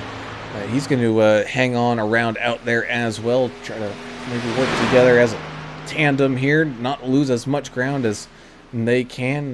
Looks like they're going to stay out for at least one more. Looks like Greg Dobson's got a group of cars. He's got Ricky Wittenberg, Mark Collins out there around him. Same thing with Eric Klafka. So it was That's amazing. It was amazing. Nobody got a speeding penalty. However, it looks like the 3 may have crossed the double yellow line before the blue stripe on exit. But they're saying no. No black flag for the 3. Who is they? Who are you? Do you have like a special person you're talking to? I wish I knew all the I'm things she looking at did. the entry screen. It You shows sound you like who, it shows you who got a black flag or not. I thought you were a genius. Never mind. Oh, I've never been accused of that. Man, look at Albert Anderson there. He was looking good. He was leading one of these packs, but everybody just driving right on around him, and that's what happens when you don't have any help out here. Russ Endicott and the one of David still out there, each driver up 20 and 27 spots respectively, trying to put in as many laps as they can, but they got to be watching that fuel because, man, that thing's going to be starting to flash at them here in a moment. Well, yeah, we got several cars stuck at least a lap down now. It's going to be really difficult for those guys to get that back if we don't have at least a couple more cautions here. Well, we're going to. There's roughly 16 laps to go. You know how it gets at Daytona, Talladega, the big ones. There's going to be something happen. I guarantee you that. Somebody may or may not be happy. You know that. Yeah. May see somebody fight in the haulers after the race. There's been some pretty high tensions tonight compared to last season. That there were, but we're looking at one of the other big groups here that did not pit quite yet. Greg Dobson, Ricky Wittenberg, Mark Collins, Eric Klafka, and Jason Ayerson all riding around here just waiting for their last call to come down into pit lane. I think these are some of your drivers that you're saying they're just banking on a caution to come out here to come on down. But the problem is everybody else behind them that has come down is good on fuel. So at this point, man, I think you really got to look at coming down into the pits just to make sure that you're going to make it. Especially with 15 laps here remaining. Yeah, I mean, it's that or just risk it, right? I mean, like Russ Endicott leading this thing. Who would have thunk it? Up 20 spots. Hell, might as well roll the dice like you're in Waco. Somebody may or may not bring out the old 22 pistol. I don't know. The old Derringer in the boot trick? Yeah. Yeah. Well, you know, it doesn't kill you, you know, just you can get it out of your lung. That's what I was told. You know, while all that is going on, Russ Endicott, David are coming down into the pits. I got a feeling Greg Dobson and that crew are probably thinking about coming down themselves, which means Jess Vaught currently in the lead. He's got the 01 of Kelly Keel right there on his rear end. Everybody all single filed out here with 14 laps remain, and yet there they go. The remainder of the people that really haven't pitted yet. Oh, Ricky Wittenberg and Eric Klafka are still staying out, but they're going to get chased down mighty quick by this absolute freight train of cars here as we continue to tick laps away. But speaking of freight trains, we got to talk about our rally train driver of the day, and man, I know who my vote for that is. That's that 7 of Russ Kilgore, up 21 spots. Oh, yeah. I agree with you. Looking good. His back right end is messed up a little bit, but he's having a hell of a day. Here we go. Leaders coming around. These two cars that stayed out, they're going to get overtaken by this whole first group here. Oh, the contact between the 55 and the 208. 55 goes down to the double yellow. Able to save it. Look at that rally. That rally train was crazy. It's got beer on it. Oh, yeah. Bringing it right to English's house. Right to his all right. door. Just offload that right there on the side of the track. I'll pick it up later. Hey, you ain't kidding. Well, the Helter Skelter is just about over. Everybody just able to squeak out of that one, still alive and unscathed. 33, Jess Vaught has now retaken the lead here at Daytona with the 01 Kelly Keel giving that push there behind him. But don't look now. Here comes that 208 and the 753 looking to the outside line, really trying to build up that momentum, especially with both of them peeling out all at the same time. That's going to take a little bit of that draft away from the inside line, able to let them sneak on up here. But is that's all a team Limitless is Yes. all together up on that outside. All 5 cars, excuse me, I'm so used to saying trucks. They're all together on that outside line. Limitless is making tracks on the outside line right now, trying to run down Numb Thumbs and the Vigilante Force guys who are leading this thing right now. You can They're almost very organized. You can feel the excitement, right? You can feel it building. It's like a crescendo. We're coming to something crazy that's going to happen. And I think the drivers feel it too, and all that energy out there is on the track. And this is the best part of these races, these super speedway races right here. And I do apologize, I misspoke. Not all of the Limitless cars are out there. Greg Dobson is not out with those guys. He's still out there on the racing track. He is just a lap or 2 down though. They got 4 of them there. But they do have 4 of them. But not only that, but look who is 1, 2, 3 on that inside line. You got Vigilante Force, Just Fought, Kelly Keel, and Dave Hot Rod Mayberry. Cult of Chaos got a couple of guys together here, but man, they're kind of all over the place right now here in the middle of the pack. We're seeing a little bit more of that snake action going on. They come across the line here. 10 laps remain to declare a winner here in this inaugural race of the 3rd season here at that Vigilante Racing League. And man, it has been a great race to watch thus far, which means we're going to have a great season here. So make sure you guys hit that subscribe, follow, like, and make sure you click on all those notification bells on whatever platform you're watching on, so you get notified when we go live, and you can watch all of this action and not miss a single beat of it. And it's gonna be a great season. You definitely do not want to miss it. And here we go again, back across the line. 9 laps now remain.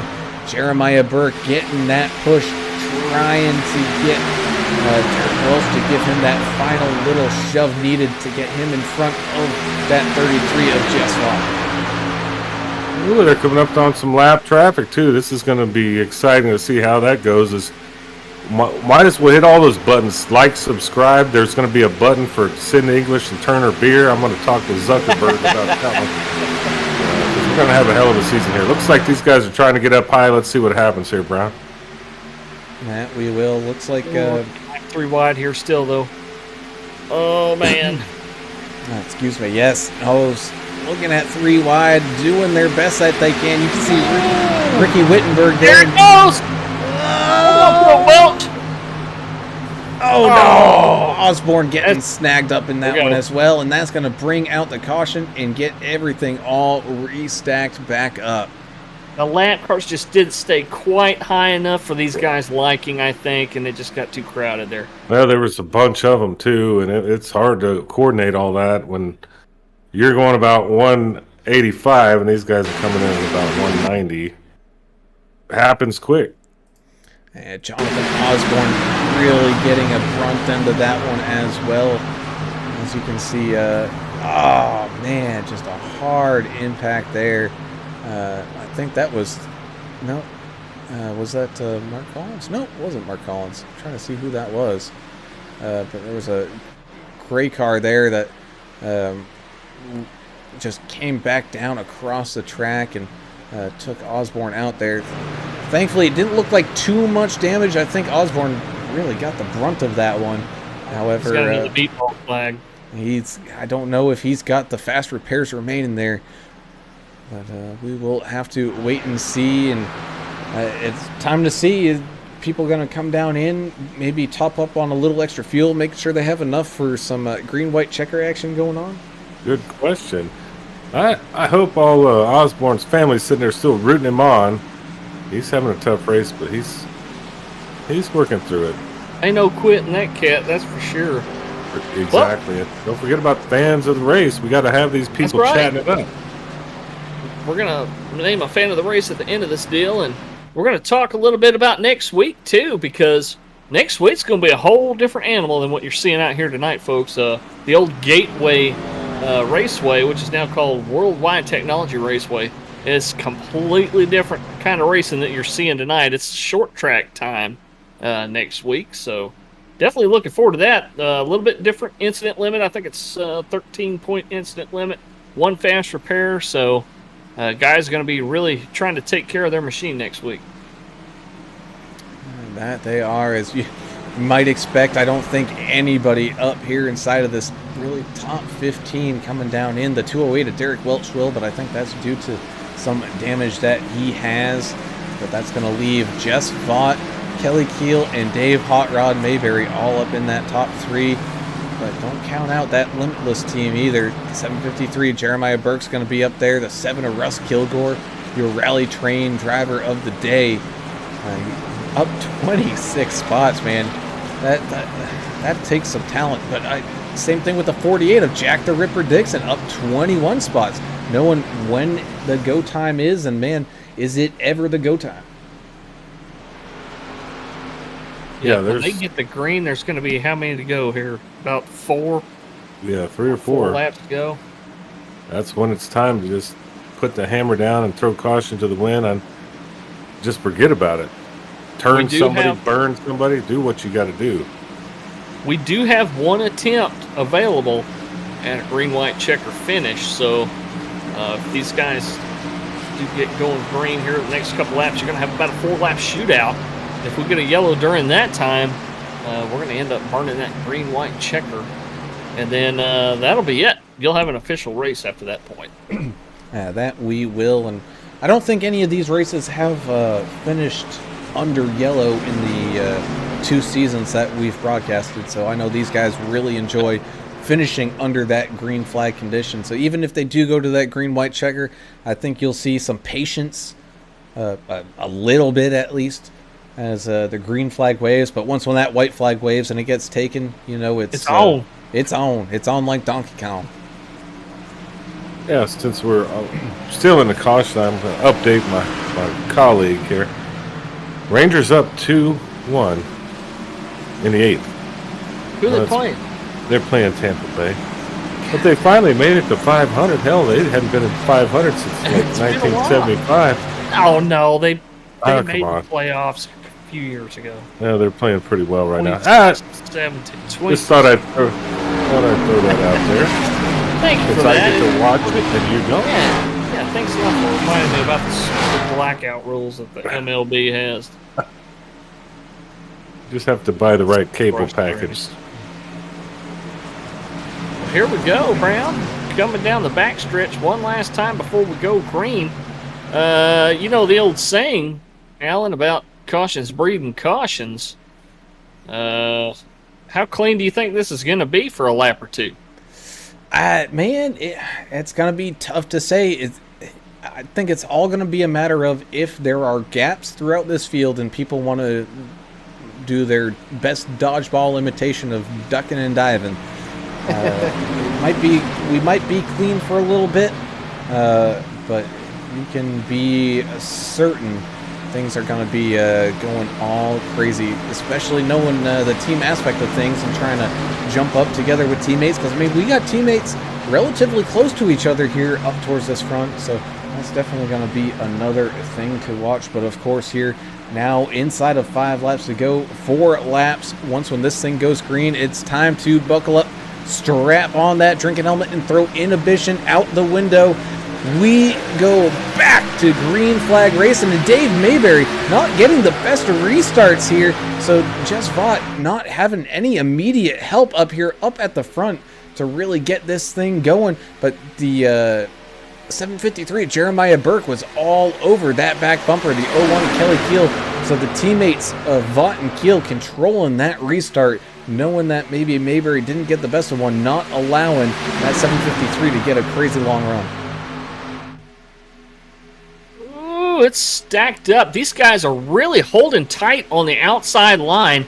That's the reason they got so much momentum right now. They're just nose to tail. Yeah, and look at Polk worked his way after all that problems he had. He's back in the top 10. You're in the top 10 here, you can win this thing. I can guarantee you that at the end of it. That they did, as there they go. 753 gets that clear from the spotter to dive on down in front of that 33. So now we got a little bit of split between the teammates. The 01 Akil has that 753 of Burke in between him and Jess Vaught. Now look at that 48 of Jack the Ripper Dixon, our native Canadian, also joined by Greg Dobson now. So not the only Canadian out there. Oh, as here goes Jess looking to the outside now. Oh, no, Pope's around. 728 is around. Now Chandler Paul as well going down into that grass, but man, 728 going for an absolute ride, but just a couple car incident here. No yellow flag off the racing surface, so we remain Three green. is around. 3 is around. There's big problems back here. Oh, giant crash. There's your yellow. This is going to be a green, white checker finish here. What caused that big one right there going in the trioval? I was watching the 3 Haas in the Budweiser machine, and I don't really know, but he got a little sideways. He was, 3 wide in the middle. That doesn't work. And it does not. He got the squeeze played on him there, and oh man, just absolute carnage after that. Nowhere for these guys to go. 37 must have lost his brakes. He was trying to kind of shoot the gap there, I think. And oh man, That's a Days of Thunder, you know. Drive through the smoke, you know. 20.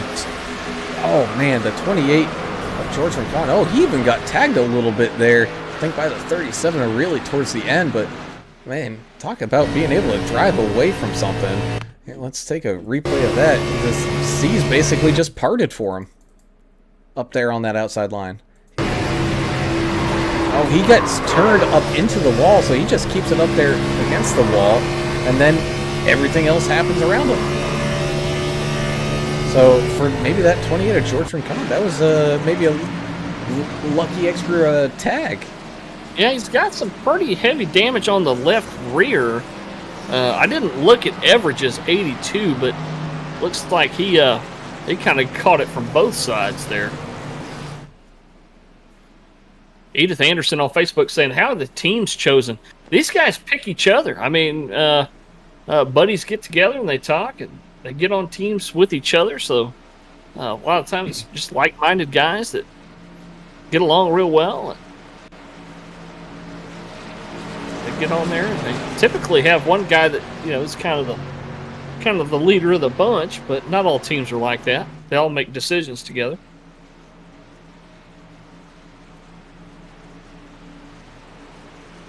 Ooh, and this is where teammates and teams do their most damage, is at a super speedway track like Daytona. So we'll see if somebody can push their way to the front here in the last 2 laps or so, what we have left in this green-white checker.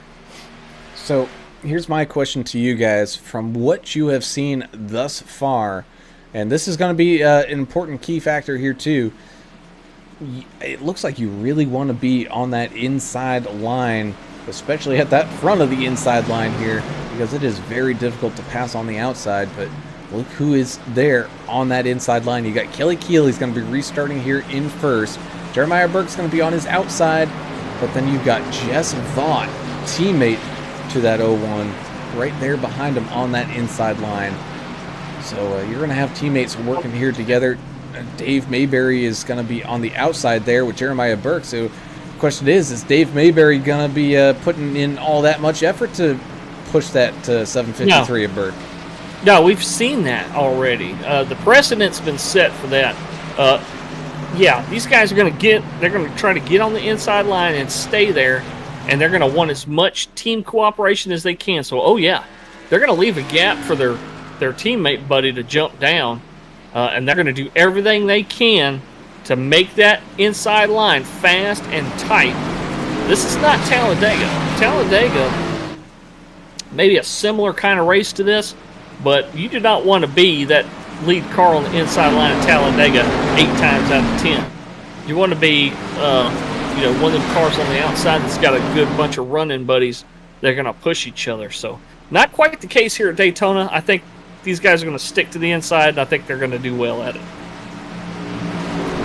they do, as here we go, getting everybody all stacked back up. 2 by 2 they go down the backstretch. Once when we take to this green flag, the next flag will end the race. So this is just going to be an absolute helter-skelter finish here in the first race of the 3rd season here at Vigilante. And man, we didn't expect anything less other than this awesome, fantastic race that we've seen here tonight. 01 of Kelly Keel, 753 Jeremiah Burke side by side, 33 of Jess Vaught and teammate 29 Dave Hot Rod Mayberry side by side. You got the 48 of Jack Dixon and Russ Kilgore in that 7 side by side. Same thing with Mike Adamson and his teammate Albert Anderson up here in that top 10 side by side. Derrick Welch coming back from a little bit of that damage with Robert Jordan side by side, all in this top 10. But of course, someone outside this top 10 could walk away with a win here if something happens crazy in front of them. But here they go.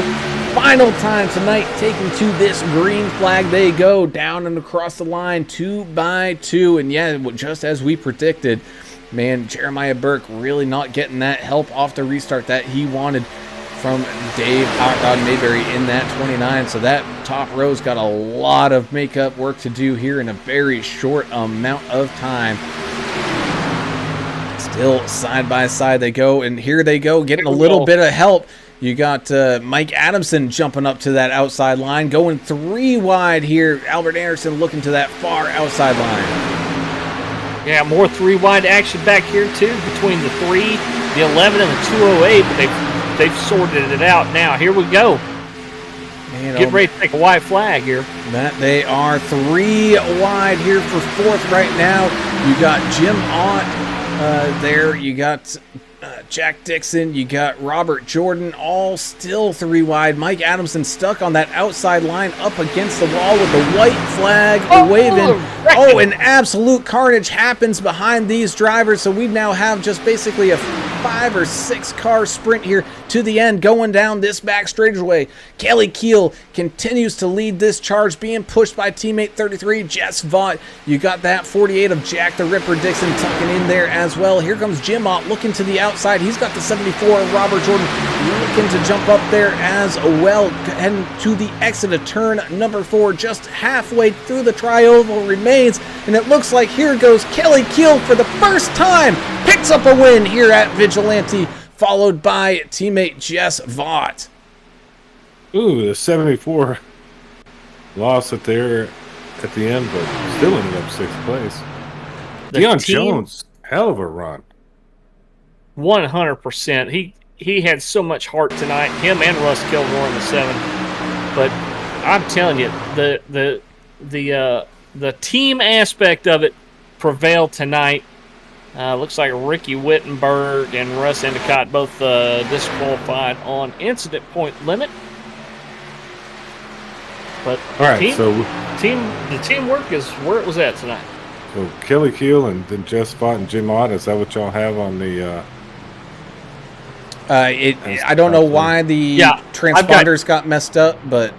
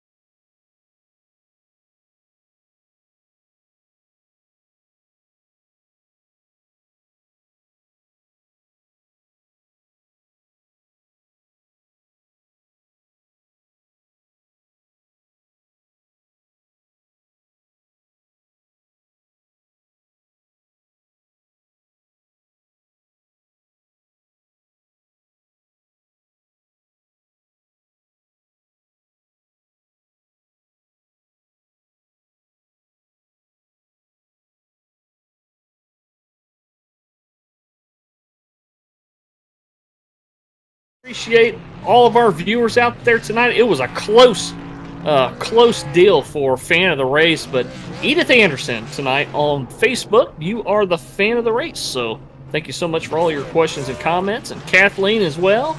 and everybody watching on the other streaming platforms. We appreciate every one of you. Thank you so much for joining us tonight.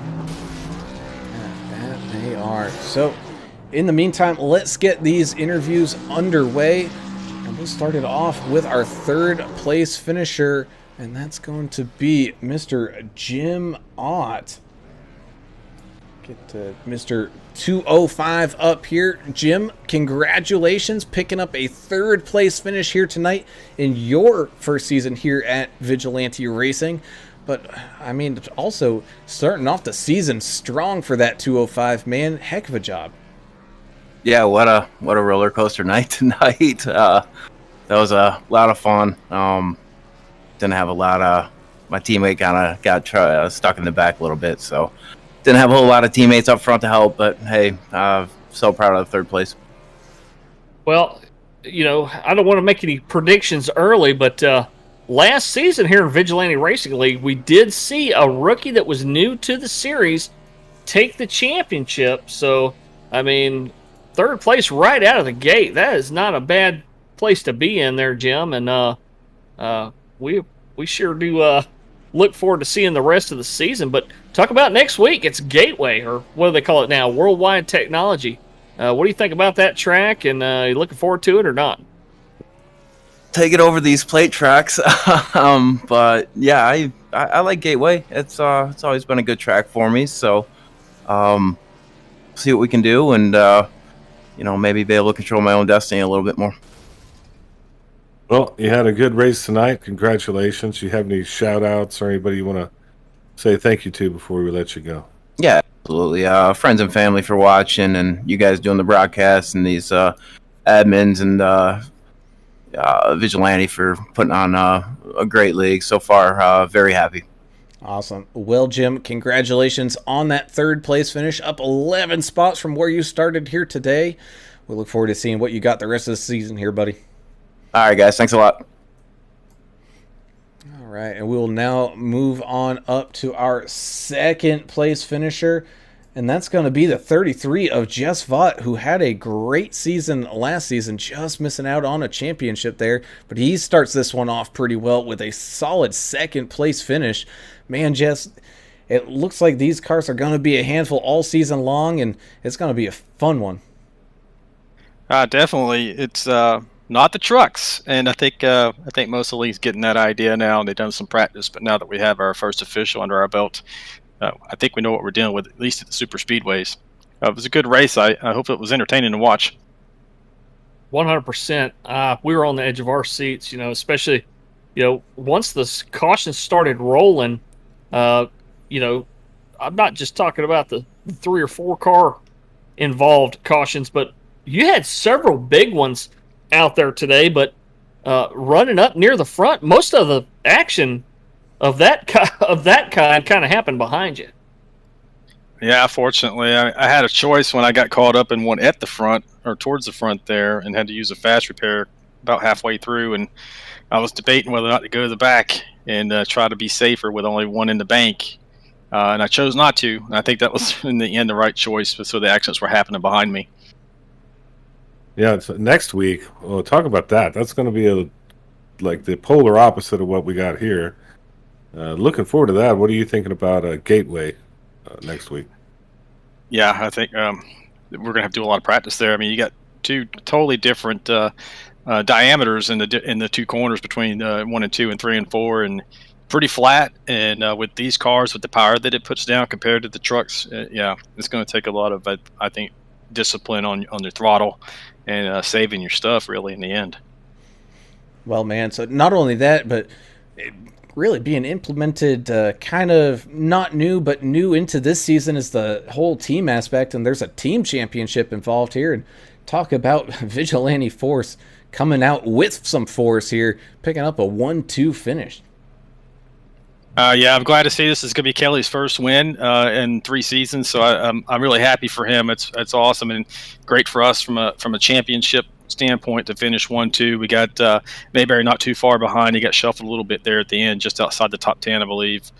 Dustin had kind of a rough night, but yes, I think this sets us up well. It's for us to go forward and make sure that we're competitive towards the end of the season. Awesome, man. Well, before we let you go, you got any final shout-outs or anything like that?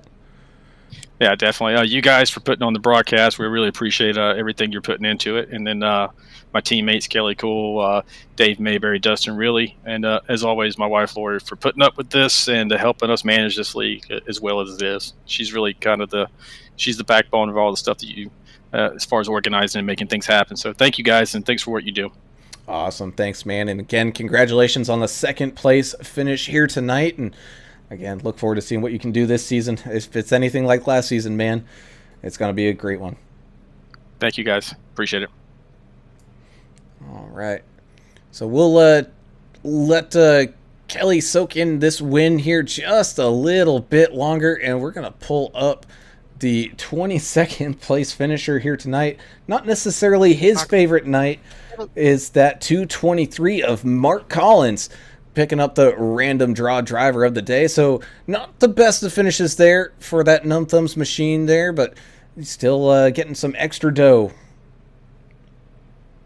Yeah, I didn't even know that was a thing. I had just bad luck all night. Well, you had folks listening in for moral support tonight over on Numb Thumbs Radio, Alabama Old Man, letting us know that they were streaming it live, so all y'all's buddies over there at Numb Thumbs could listen to you and Derrick out there. And Derrick ran into some trouble out there too. And talk about your bad luck out there tonight.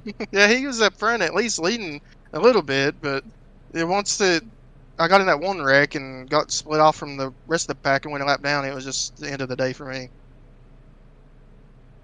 Well, we got a long season. It's Daytona. It's not easy.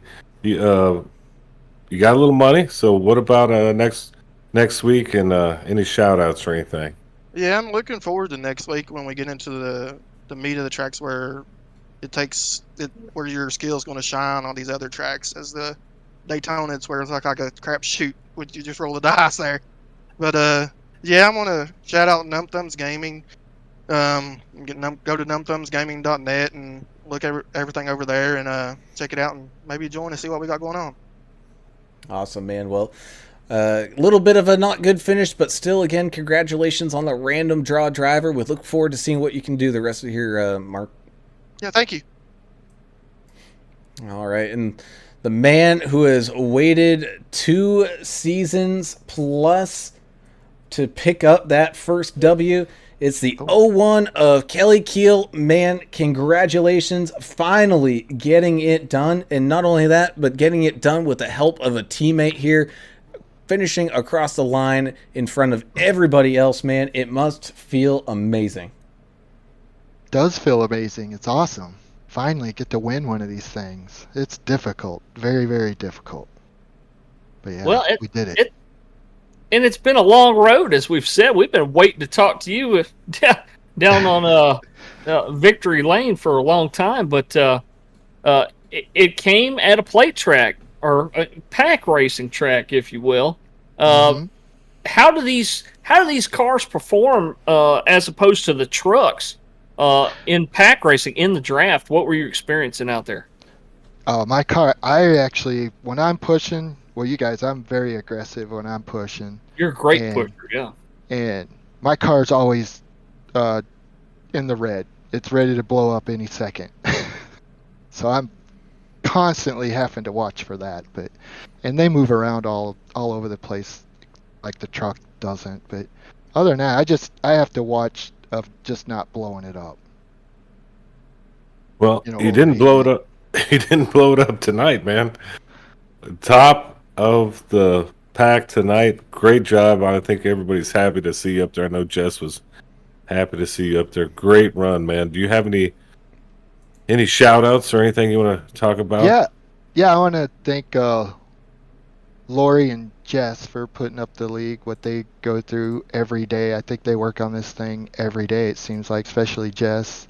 I don't know if you heard, but Lori is my enforcer. She doesn't like anybody touching me, so and getting around me, afraid they're all going to wreck me. But no, and then Ricky, he does all the paint jobs for my cars. I want to thank Ricky. And then Stainless Piping, they donated the trophy last season, and we're gonna work on seeing if they can donate some more this season. So Awesome. Stainless piping, yeah. Awesome, man. Yeah. Well, again, congratulations picking up the win here tonight.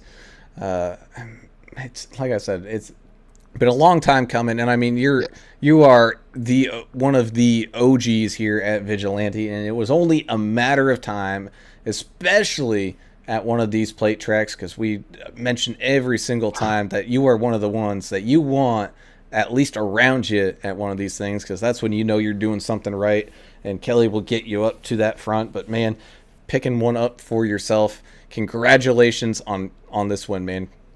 Yeah.